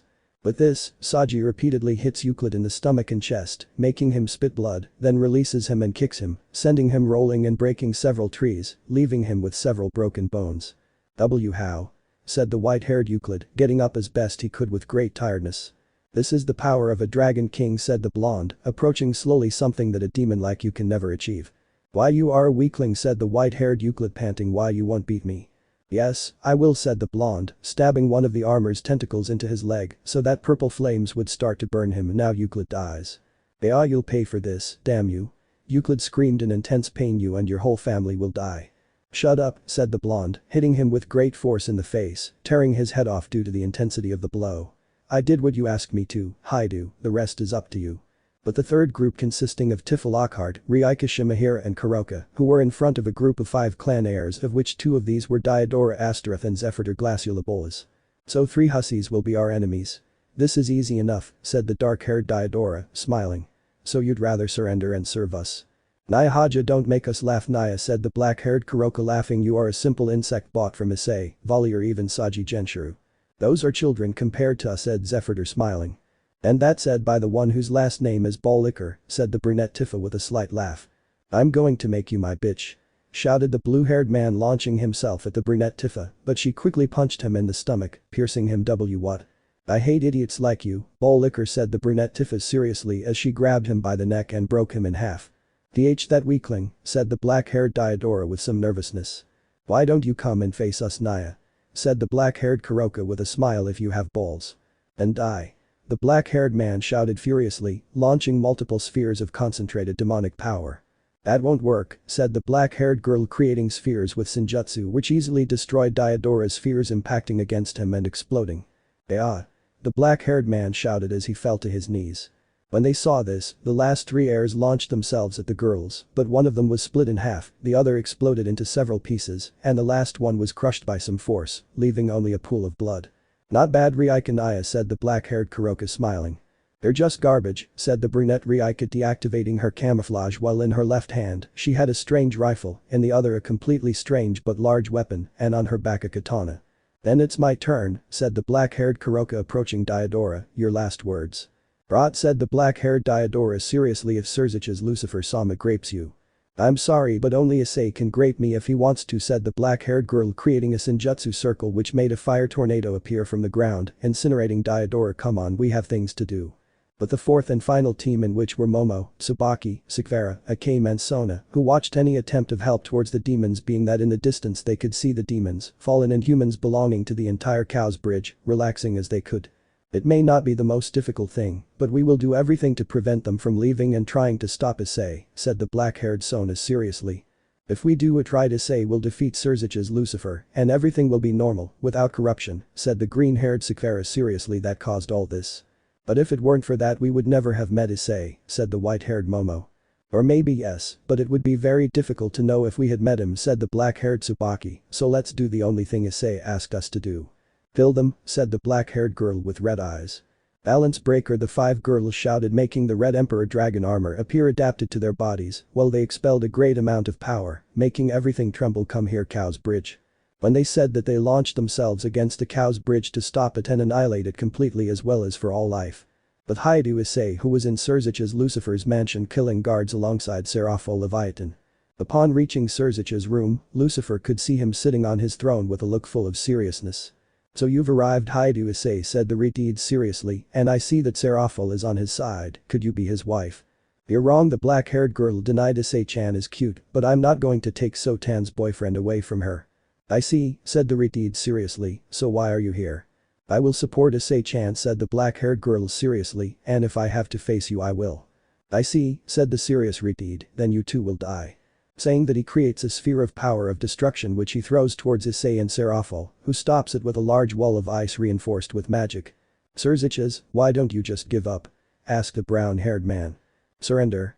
I don't know that, said the Retid, throwing a sphere of power of destruction to Serapho, this sphere being returned by a kick from the brunette and Sirzechs stopping it with his two hands. Wow, the Sekiryuutei has great reflexes. Ada, you're too slow, said the brunette, approaching the Retid at great speed to grab him by the neck and slam him against the wall, passing through it as well as continue advancing. Serapho, no one else comes. I'll take care of that, Issei, said the black-haired Leviathan, smiling to watch as a dozen magic circles appeared, and from these came out demons of the council, and I will do what you have asked, Issei-chan, and none of these will happen even if they have to die. But Issei and Sirzechs, who tried to hit Issei with a kick, but he stops it with his right arm and hits him in the stomach with his left fist, making him retreat a few meters. You were good, Sekiryuutei, said the Retid, smiling. Be quiet, said the brown-haired man, hitting him on the neck, making him roll several meters. You are very strong too, said the Retid with a smile, launching himself at Issei to hit him, but he easily stops the Retid's two fists. Why don't you join me? Do you think I'll fall into the typical trap of join me and we'll rule everything? The brunette asked seriously. Please stop with this bucking nonsense. It wasn't nonsense, said the Retid, smiling to think of him ruling everything and everyone seeing us as their gods love us and women desire us. Heh. I'm sorry, but that doesn't matter to me, said the brown-haired boy without importance. I already have a harem and I'm happy with what I have. You would have hundreds of the most beautiful women, said the Retid, smiling. Office, Tiamat, Penemu, Gabriel, Serapho among many more. "I'll repeat it for the second time," said the brunette, kneeing him in the stomach, causing him to spit blood. "I'm not interested in that." Saying that, Issei headbutts Sirzechs, stunning him for a few moments, which he takes advantage of to hit him in the stomach with his left fist, knocking the wind out of him, and then kicking him in the face, sending him a great distance, dragged along the ground. "That hit did hurt," said the Redeed, wiping the blood from the corner of his lip, "but it's my turn." Shouting that, Sirzechs launches himself at Issei to punch him in the face and then repeatedly hit him in the stomach, making him retreat a few meters. "What did you think?" said the Redeed with a smile.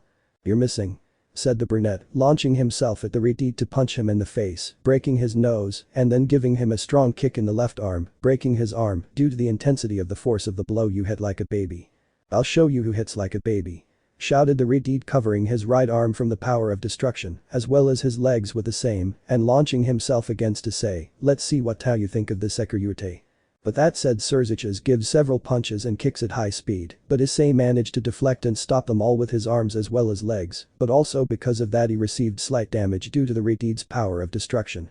The SK with a grimace of pain, Issei hit Sirzechs in the chest, throwing him away. "If you want to fight with destructive power, we will fight with destructive power." When he said that, Issei covered his two fists and legs with crimson flames. "Now we're in the same boat, Sirzechs," said the brown-haired boy, launching himself at Sirzechs to punch him in the face, but he manages to hold on as best he can and kicks him in the stomach. "Not bad," said the Redeed, smiling to hit him in the face. "That won't work, Sirzechs," said the brunette, moving his head and removing the Redeed's fist to give him a strong headbutt while also removing his fist, making the Redeed retreat. "Let's end this with a single blow, what do you think, Haiduay Issei?" the Redeed asked with a smile. "It will be more interesting this way, don't you think?" "If that's how you want to die, I don't mind," said the brown-haired man, increasing the flames in his fist. "One loses everything and the other wins everything very easily," said the Redeed, covering his right fist with the power of destruction, no dodging the blow. "Very well, if that's what you wish, I don't mind, Sirzechs," said the brown-haired man seriously. They both took a certain distance and from one moment to the next launched themselves at great speed, far exceeding the sound barrier, ready to give it their all in a single blow. A loud sound of impact was heard, and both Issei and Sirzechs stood facing each other, looking into each other's eyes seriously, as Issei spat out a little blood. "You did well, Haiduay Issei," said the Redeed with a slight smile, "and I admit my defeat, although I hate to say it, damn shitty dragon." When he said that, Sirzechs fell on his back with a hole in his chest as if lifeless, while Issei's fist was covered in blood, and at the same time with his other arm, he held his stomach, which was black due to the damage caused by the power of destruction. "Even if you are an idiot, you fought without cheating, Sirzechs." "Lucifer," said the brown-haired man seriously, looking in the distance at a Redeed next to a black-haired man and a couple of girls, Eubeluna and Zenobia from Seekvaira's entourage being the ones who stood out, in addition to being the black-haired man's partners. "I'll leave the rest to those two." But that said, Issei makes his dragon wings appear and heads towards where Sera was, which had frozen the members of the Demon Council, causing their death. After that volley, Lucifer takes the position of Mau, since he was the only one who had demon offspring, as well as the others rejected the position, and more Issei, who was not interested in that at all, and right now he was on the roof of his house in Kuoh, looking at the dark sky, because it had already gotten dark hours ago. "Issei, why did you decide not to accept being the Mau, Lucifer?" asked the black-haired Sona, approaching the brown-haired man to stand by his side. "You beat him and you are the most suitable for that position," said the green-haired Seekvaira standing at his left side, "but why did you decide to give the position to Vali?" "It's simple, Si-chan and So-chan, I don't see myself as the leader of the Underworld, just like I don't want to belong to any faction, be it demon, angel or fallen," said the brown-haired boy, looking at them. "Politics doesn't interest me, and much less helping complete strangers, simply because I'm a hero and all that nonsense. I'm only going to worry about you, so Vali will be the hero and protect all of them. That doesn't suit me."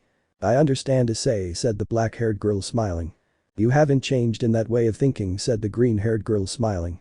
"Besides, if I'm the Mau, I'll have little time to be with all the girls, especially you guys," said the brown-haired boy, closing his eyes and making both girls blush as they hugged him. "And I'd rather be with you than helping strangers just so you'd admire me." "Issei," said the green-haired girl, looking at him. "We love you," said the brunette, approaching his face to kiss him, and after a few seconds the green-haired girl kisses him. "And I love you," said the brown-haired boy, smiling at the two girls. Let me know in the comments below if you guys want the next part. Also check out my other video that has been shown and left. Thank you for watching. If you enjoyed this video, please like and share this video. And have a fantastic day. Bye.